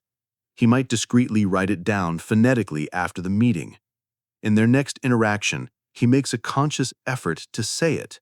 He might even say, "I want to make sure I'm pronouncing your name correctly. Is it Ananya?" And listen carefully to her pronunciation. This act shows humility and a genuine desire to be respectful. Ananya is likely to appreciate his effort enormously. It makes her feel seen and respected. Once he has learned it, he makes a point of using her name when he greets her in the hallway or speaks to her in a meeting. This simple act has a profound impact. It helps to build a positive and inclusive workplace culture. It fosters a sense of belonging and psychological safety. It costs the manager nothing but a small amount of effort, yet it pays huge dividends in employee morale and engagement. The act of remembering a name is a microcosm of a respectful worldview. It is the choice to put in a little extra effort to make another person feel valued. This respect for a person's identity is crucial. An even deeper form of respect involves safeguarding not just a person's public identity, but the private information they entrust to us, as we explore in our final chapter on respect. Chapter 41. Confidentiality. The act of remembering a name is a profound sign of respect for a person's public identity. We now conclude our exploration of respect by examining a deeper and more solemn duty, the act of safeguarding the private information that is shared with us in confidence. This is the ethical principle of confidentiality. Let us imagine two close friends, Maria and Jessica. They have known each other for years and have a relationship built on deep mutual trust. One evening, Jessica confides in Maria about a deeply personal and sensitive issue. She reveals that she is struggling with a significant personal challenge, perhaps related to her marriage, her health, or her career. She prefaces her story by saying, "I'm telling you this because I trust you. Please don't share this with anyone." In that moment, Jessica is handing Maria a fragile and valuable gift, a piece of her own vulnerability. Maria is now the keeper of a secret. The ethical test for Maria comes a few days later. She is out with another group of mutual friends. The conversation turns to Jessica, and someone asks casually how she is doing. The temptation for Maria to share the secret is a complex one. It may not come from a place of malice. She might feel that sharing the information will help the other friends understand what Jessica is going through, perhaps generating more sympathy for her. She might be tempted by the social currency that comes with possessing secret knowledge. Sharing it can make one feel important and central to the group. She could rationalize that she is only telling close friends who also care for Jessica. However, to share the secret for any reason would be a profound betrayal of trust. It violates the explicit promise she made to Jessica. The confidentiality was not hers to grant to others. A secret is not a piece of public property to be distributed, even with what seems like good intentions. The harm caused by breaking a confidence is immense. For Jessica, discovering that her private struggle has become a topic of conversation among her wider circle of friends would be deeply painful and humiliating. It would make her feel exposed and violated. More importantly, it would shatter her trust in Maria, potentially irreparably damaging a valuable friendship. The foundation of intimacy is the belief that one can be vulnerable without fear of that vulnerability being exposed. The ethical principle of confidentiality requires unwavering integrity. It is the absolute commitment to honor a promise of silence. It is the understanding that a person's private story is theirs alone to tell. Maria understands the sacred nature of the trust placed in her. When the conversation turns to Jessica, she resists the temptation to share what she knows. She gives a simple, non-committal answer, like, "I think she's been a bit stressed lately, but she's doing okay." She skillfully and subtly steers the conversation to another topic. Her response is a quiet act of fierce loyalty. She has created a protective wall around her friend's secret. She has honored her promise and proven herself to be a trustworthy confidant. She has not used her friend's private pain for her own social gain. This act of keeping a confidence is one of the highest forms of respect. It demonstrates that you value another person's trust above all else. It is the bedrock of all deep and meaningful relationships. Having now explored the domains of honesty, compassion, responsibility, fairness, and respect, our journey takes its final turn. We move from the ethics of interpersonal interaction to the virtues that underpin a healthy and functional society. We enter the realm of civic duty. Chapter 42. Voting. Having completed our journey through the core principles of interpersonal ethics, we now broaden our perspective to our final domain, simple acts of civic and community virtue. This is about recognizing our role not just as individuals, but as members of a larger society. We begin with the most fundamental and powerful of these acts in a democratic society, the act of voting. Let's consider a man named Tom on a Tuesday in early November. It is election day. The weather is dreary, and Tom has had a long day at work. He is tired, and the local polling place is a few blocks out of his way. As he considers whether to make the trip, he is faced with a common modern temptation: cynicism, and apathy. He might think to himself, "What difference does my one vote make?" In a city of millions, in a country of hundreds of millions, his individual ballot seems like a single insignificant drop in a vast ocean.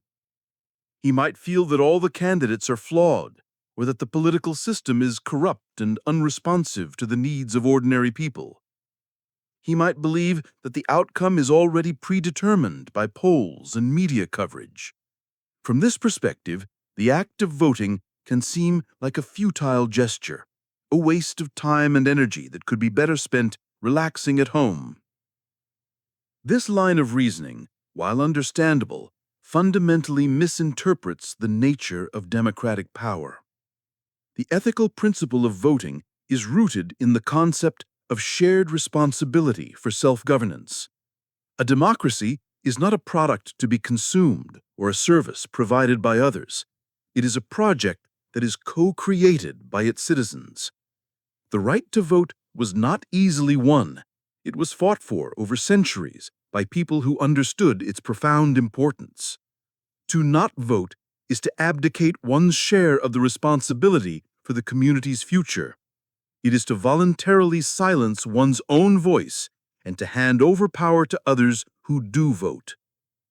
While a single vote may seem small, it is the foundational unit of a collective decision. The power of an election lies entirely in the accumulation of these individual choices.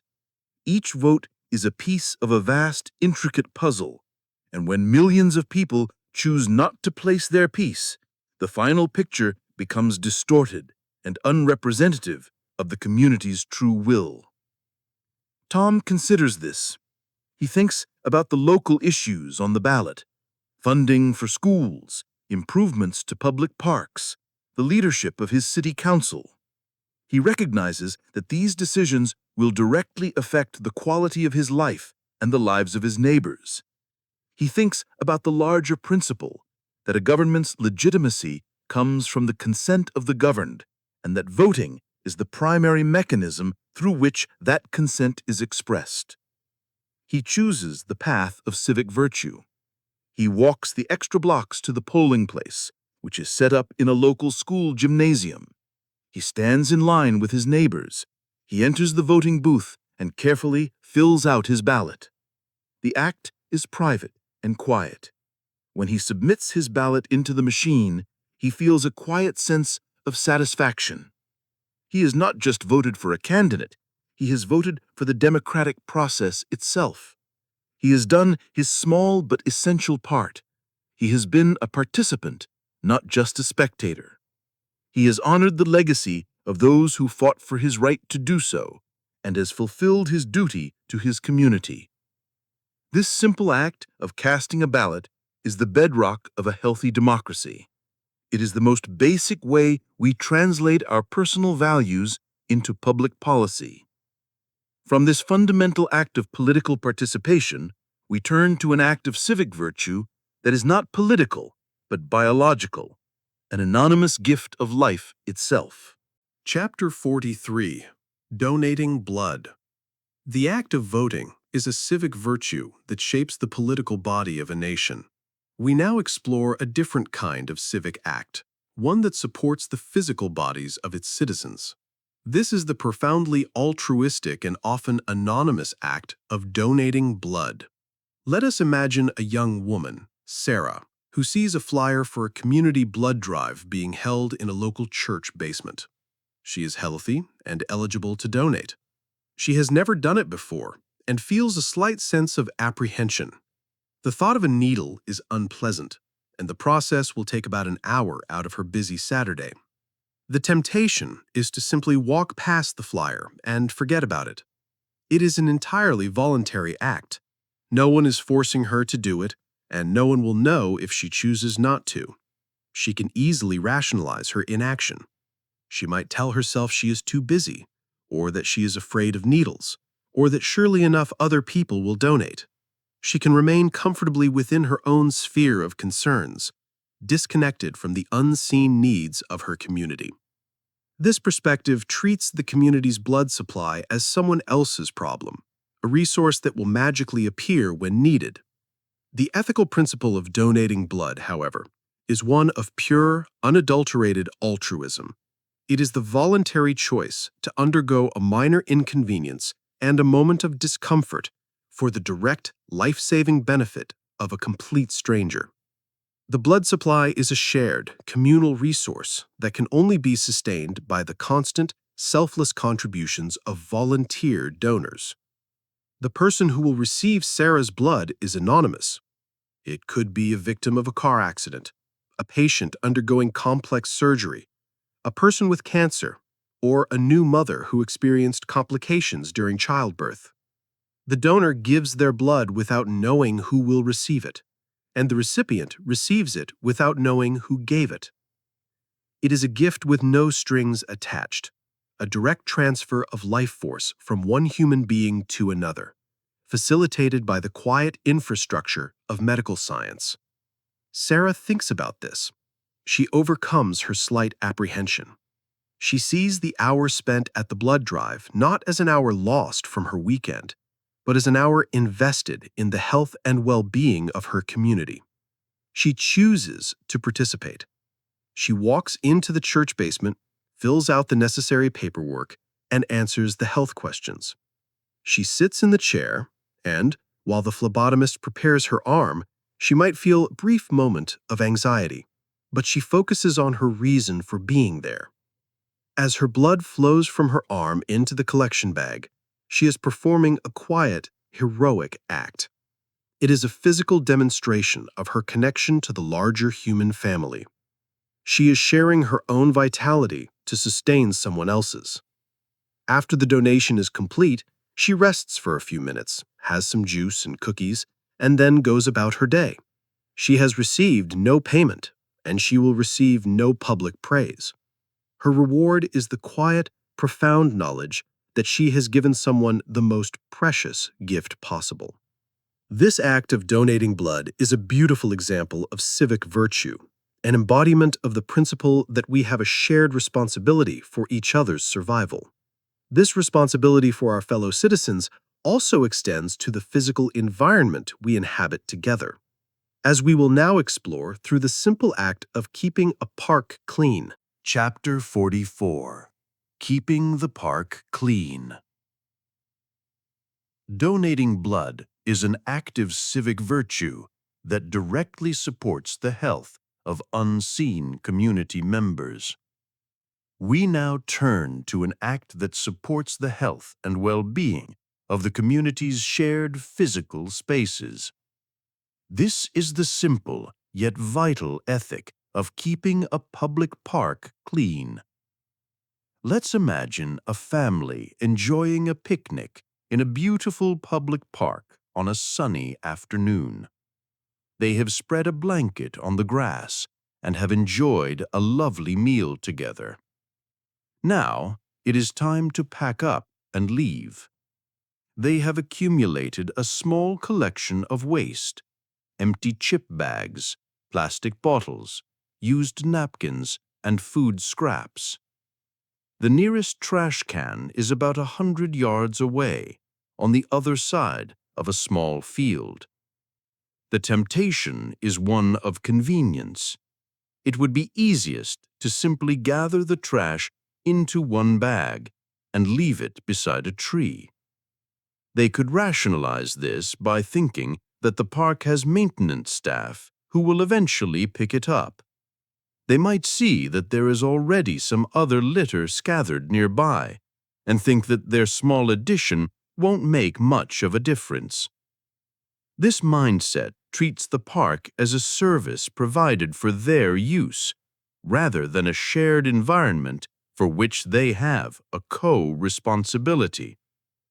To leave their trash behind is an act of disrespect for the space, for the park employees, and for every other person who will use the park after them. It degrades the natural beauty of the space and contributes to a cycle of neglect. The ethical principle of keeping the park clean is an expression of stewardship and civic pride. It is the recognition that public spaces belong to everyone, and therefore everyone has a duty to help maintain them. It is an application of the simple rule taught to every child: leave a place better than you found it. The parents in our story choose to model this responsible behavior for their children. They do not see cleaning up as a chore, but as a normal and necessary conclusion to their picnic. They gather every single piece of their own trash into a bag, but they then decide to go one step further. The father says to his children, "Let's be park heroes. Let's each find 3 pieces of trash that someone else left behind and pick those up too." The children, turning it into a game, eagerly run around picking up a stray bottle cap, an old candy wrapper, and a discarded newspaper. The family then takes their full bag of trash and makes the walk together to the designated receptacle. Through this action, the parents are teaching their children a powerful, hands-on lesson in civic virtue. They are teaching them to take ownership of their community spaces. They are demonstrating that responsibility doesn't end with cleaning up your own mess, but can extend to rectifying the small failures of others. They are instilling a sense of pride and proactive care for their shared environment. This small, voluntary act of cleaning up a public park has a ripple effect. It makes the park more beautiful and enjoyable for the next family that comes along. It makes the job of the maintenance staff easier. It fosters a culture of care, where people are more likely to keep a space clean if it is already clean to begin with. It is a quiet act of leadership and a tangible expression of a commitment to the common good. This commitment to the common good requires us to follow shared rules not only in parks, but also on the pathways that connect our communities, as we will now see on the open road. Chapter 45. Following Traffic Laws. The act of keeping a park clean is a voluntary contribution to the community's well-being. We now turn to a form of civic virtue that is not voluntary, but is a legal requirement, yet one that still requires constant ethical commitment: the act of following traffic laws. This is about respecting a shared system designed for the safety and protection of all. Let's imagine a man, Frank, driving home late at night on a wide, empty stretch of highway. There are no other cars in sight. The speed limit is clearly posted as 65 miles per hour. Frank is a competent driver, and his car is in good condition. He is now faced with a very common temptation. Since no one is around, why not drive faster? He could easily push the speed to 80 or 90 miles per hour, getting home significantly sooner. The risk of getting a speeding ticket seems non-existent. He could rationalize this by telling himself that the speed limit is designed for heavy traffic conditions and is overly cautious for an empty road. He might feel that his superior driving skills allow him to handle higher speeds safely. To break the speed limit in this situation is to place one's own judgment and convenience above the established collective judgment of traffic safety experts. It is a decision that asserts, "I know better than the system." While it may seem harmless on an empty road, this mindset is a slippery slope. Traffic laws, speed limits, stop signs, traffic signals are not arbitrary rules. They are the result of decades of data, engineering, and painful experience.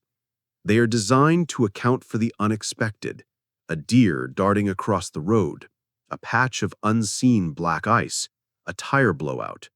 The limits are set to provide a crucial margin of safety, giving a driver enough time to react to unforeseen hazards. The ethical principle of following traffic laws even when no one is watching, is an act of respecting this system and acknowledging its life-saving purpose.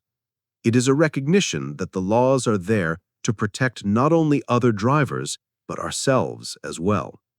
It is an act of disciplined humility. Frank, despite the temptation, chooses the path of civic responsibility. He sets his car's cruise control to 65 miles per hour. He stays in his lane. He uses his turn signals. He is behaving as if the road were full of other cars and police officers. He is obeying the law not out of fear of punishment, but out of a principled commitment to safety and order.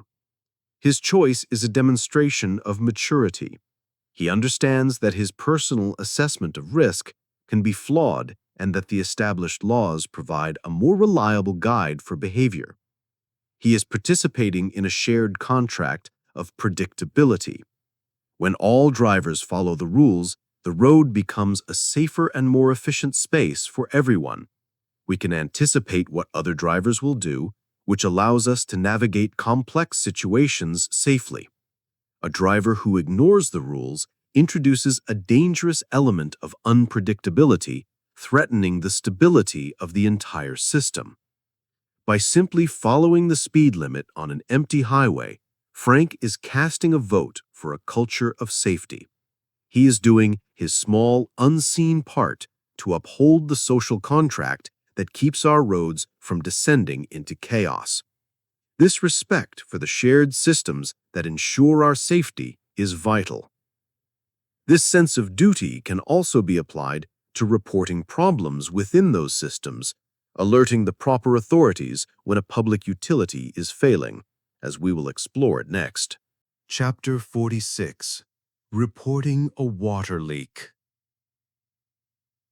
Following traffic laws is an act of personal compliance with the system designed for public safety. We now explore a more proactive form of civic virtue, the act of noticing and reporting a problem in a public utility system. This is about taking a small step to protect a shared resource and prevent a larger crisis. Let us imagine a woman, Maria, walking her dog early one morning through her neighborhood. As she passes a quiet side street, she notices water bubbling up from a crack in the pavement.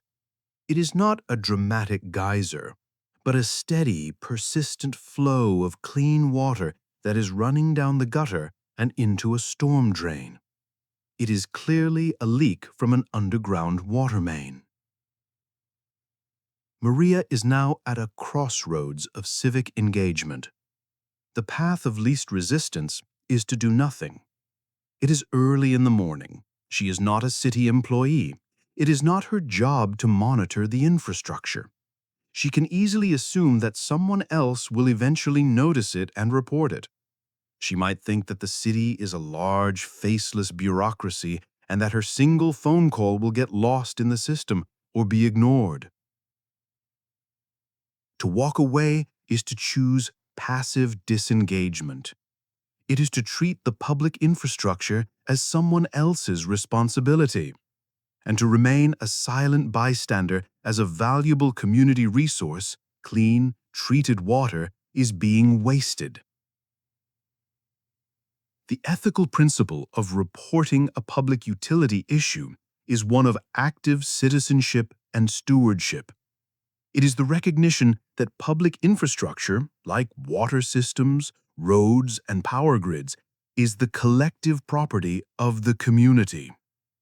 As co-owners of this system, citizens have not just the right to its benefits, but also a small but important role in its upkeep.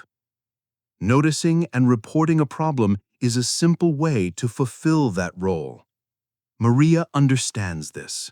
She sees the leaking water not just as a puddle, but as a symptom of a problem that needs to be addressed. She recognizes the value of the wasted water and the potential for the small leak to grow into a major main break, which could cause sinkholes, property damage, and a costly, disruptive repair job. She chooses to act. She takes out her smartphone. She takes a quick photo of the leak and makes a note of the exact street address.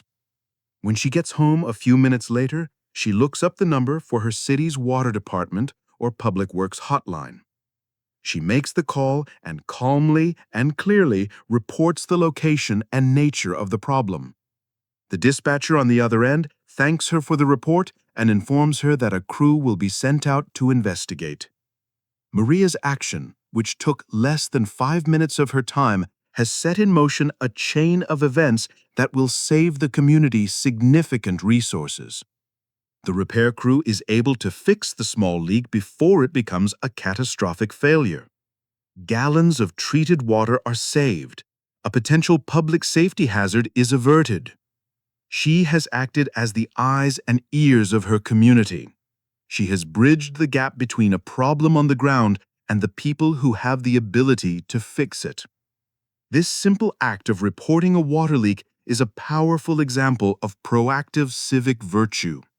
It demonstrates a sense of ownership and responsibility for the shared systems that sustain modern life.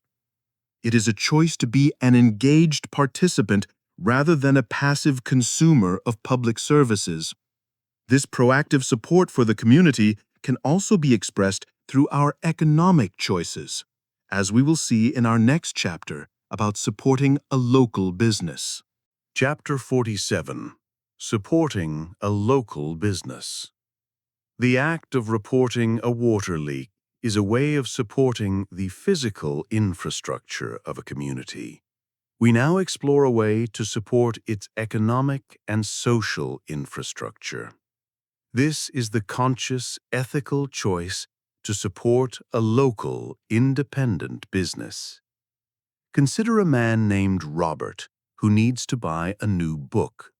He has two primary options. He can go online to a massive global e-commerce website. The website offers the book at a slight discount, and it can be delivered to his doorstep in a day or two. The process is frictionless, convenient, and purely transactional. His other option is to walk a few blocks to a small independent bookstore in his neighborhood. The bookstore, called the Reading Nook, is owned by a local family. The price of the book there might be a few dollars higher than the online price. The choice Robert faces is a common one in the modern economy. It is a choice between maximum personal convenience and price advantage on one hand, and community investment on the other. The temptation is to choose the online giant. The logic of pure economic self-interest points in this direction. Get the same product for less money and with less effort. This view treats the purchase as an isolated event with the sole goal of acquiring the book in the most efficient way possible.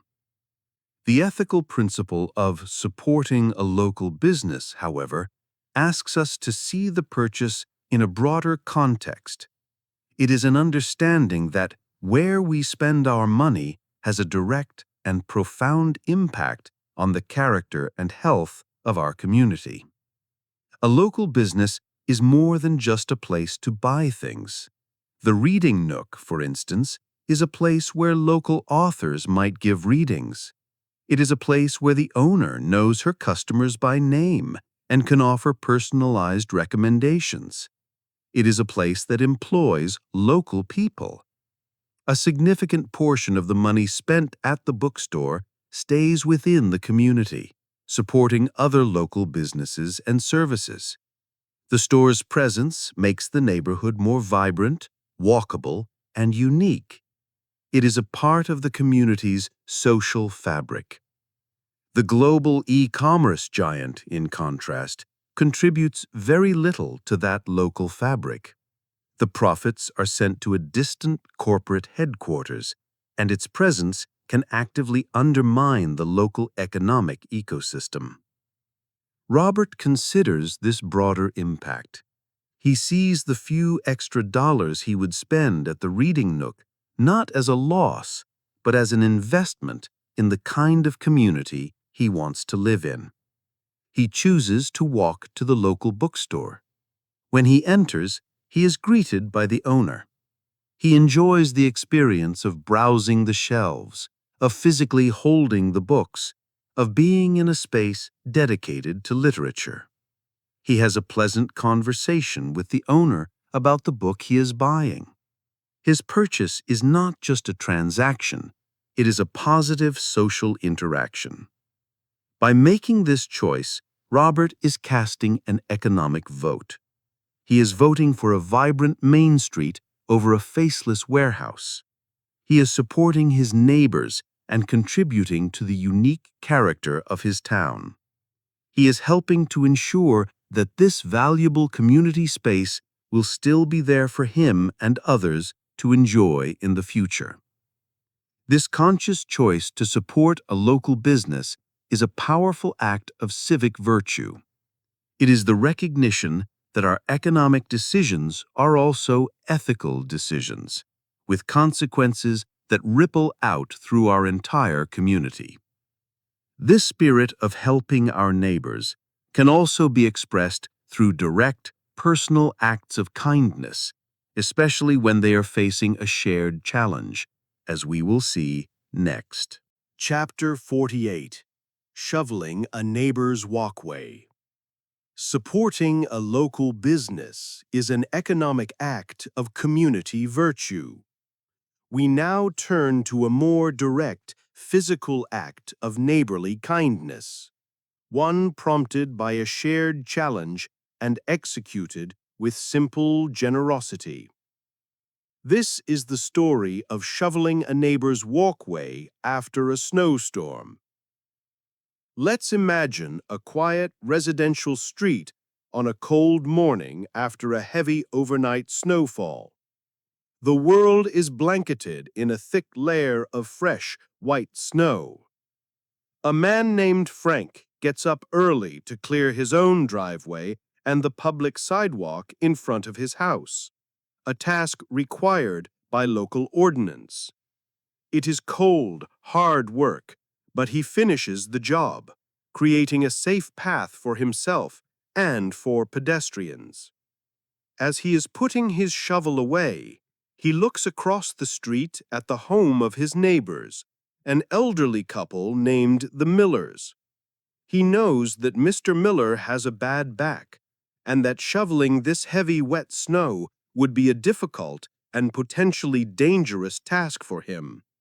Frank is tired and cold, and he has already done his part.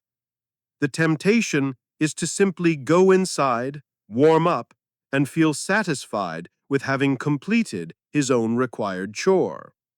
The Miller's walkway is their own responsibility. He could rationalize that they could hire a service to do it, or that their own family might eventually come to help. To go inside would be a perfectly reasonable and defensible choice. However, Frank is moved by a sense of neighborly compassion and civic virtue. He sees not a legal responsibility, but a human opportunity. He knows that he has the physical ability to help, and that a small amount of his time could save his neighbors a great deal of struggle and risk. He is part of a community, and a community is more than just a collection of houses on a street. It is a web of informal, supportive relationships. He chooses to extend his effort beyond his own property line. He picks his shovel back up, crosses the street, and begins to clear the Miller's walkway.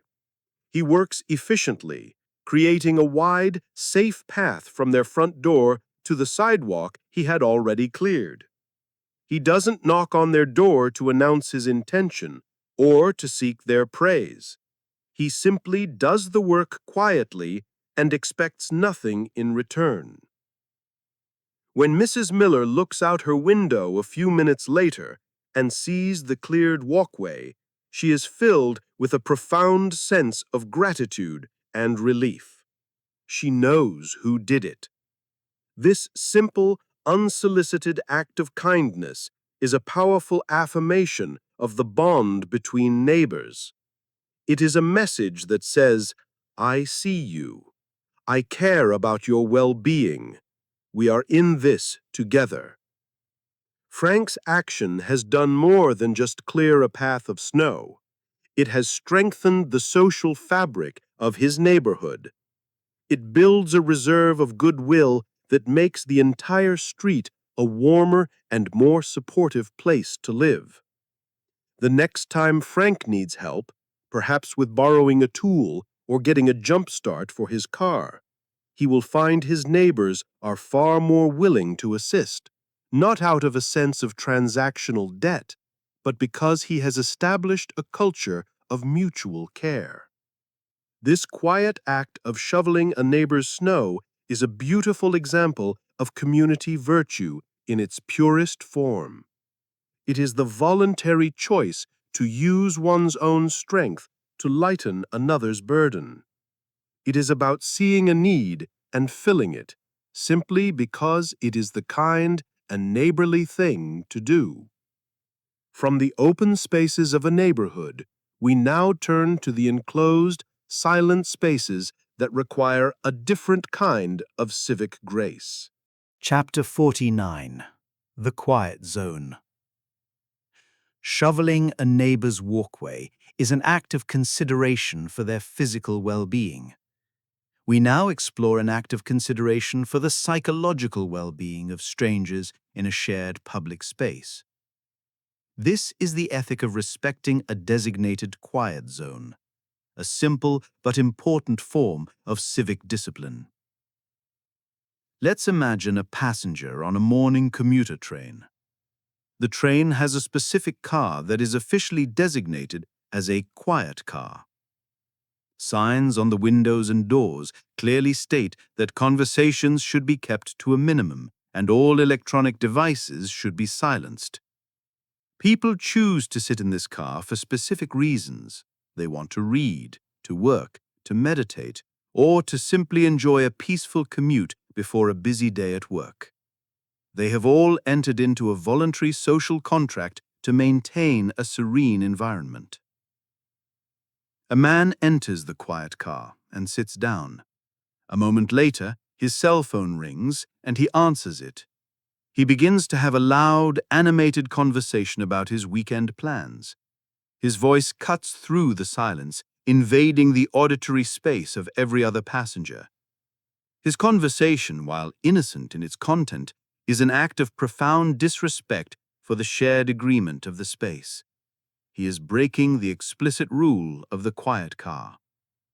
The other passengers exchange annoyed glances. A silent tension fills the car. The quiet sanctuary they chose has been violated by one person's lack of awareness or disregard for the rules. The man's choice places his own desire to take a phone call right now above the collective desire of 24 other people for peace and quiet. He is treating the public space as his own private office. The ethical principle of respecting a quiet zone is about recognizing and honoring the stated purpose of a shared space. It is an exercise in self-discipline and empathy. It requires a person to be aware of their surroundings and to modify their behavior to contribute to the intended atmosphere of that space. It is a way of showing consideration for the needs and comfort of the strangers around you. Let's replay this scene with an ethical choice. A woman, let's call her Jane, is sitting in the quiet car when her phone begins to vibrate. She sees that it is an important call she has been waiting for. She is faced with a choice.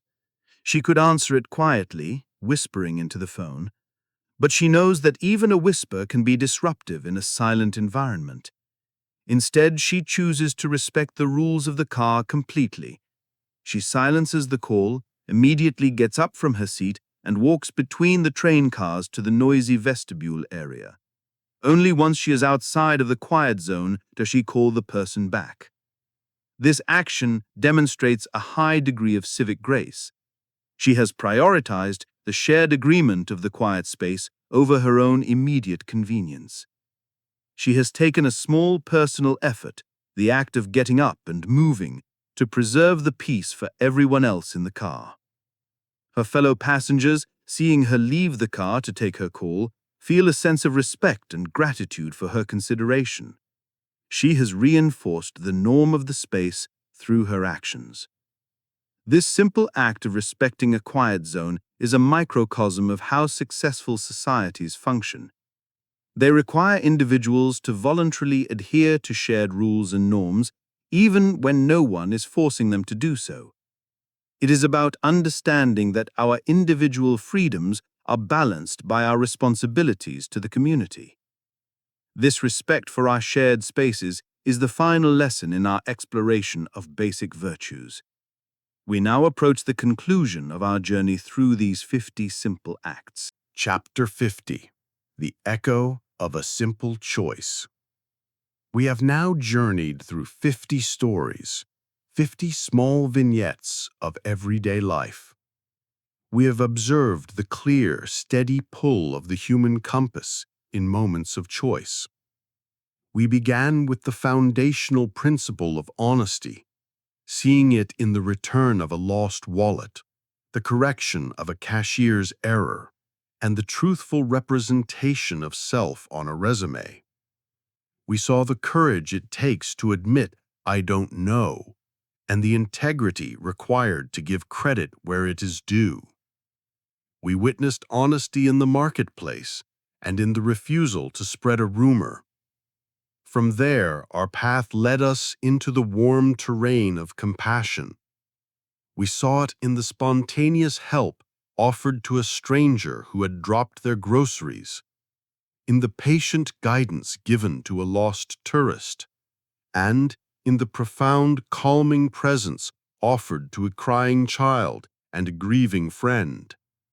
This compassion extended beyond our own species to a stray animal and manifested in the simple, uplifting power of a genuine compliment.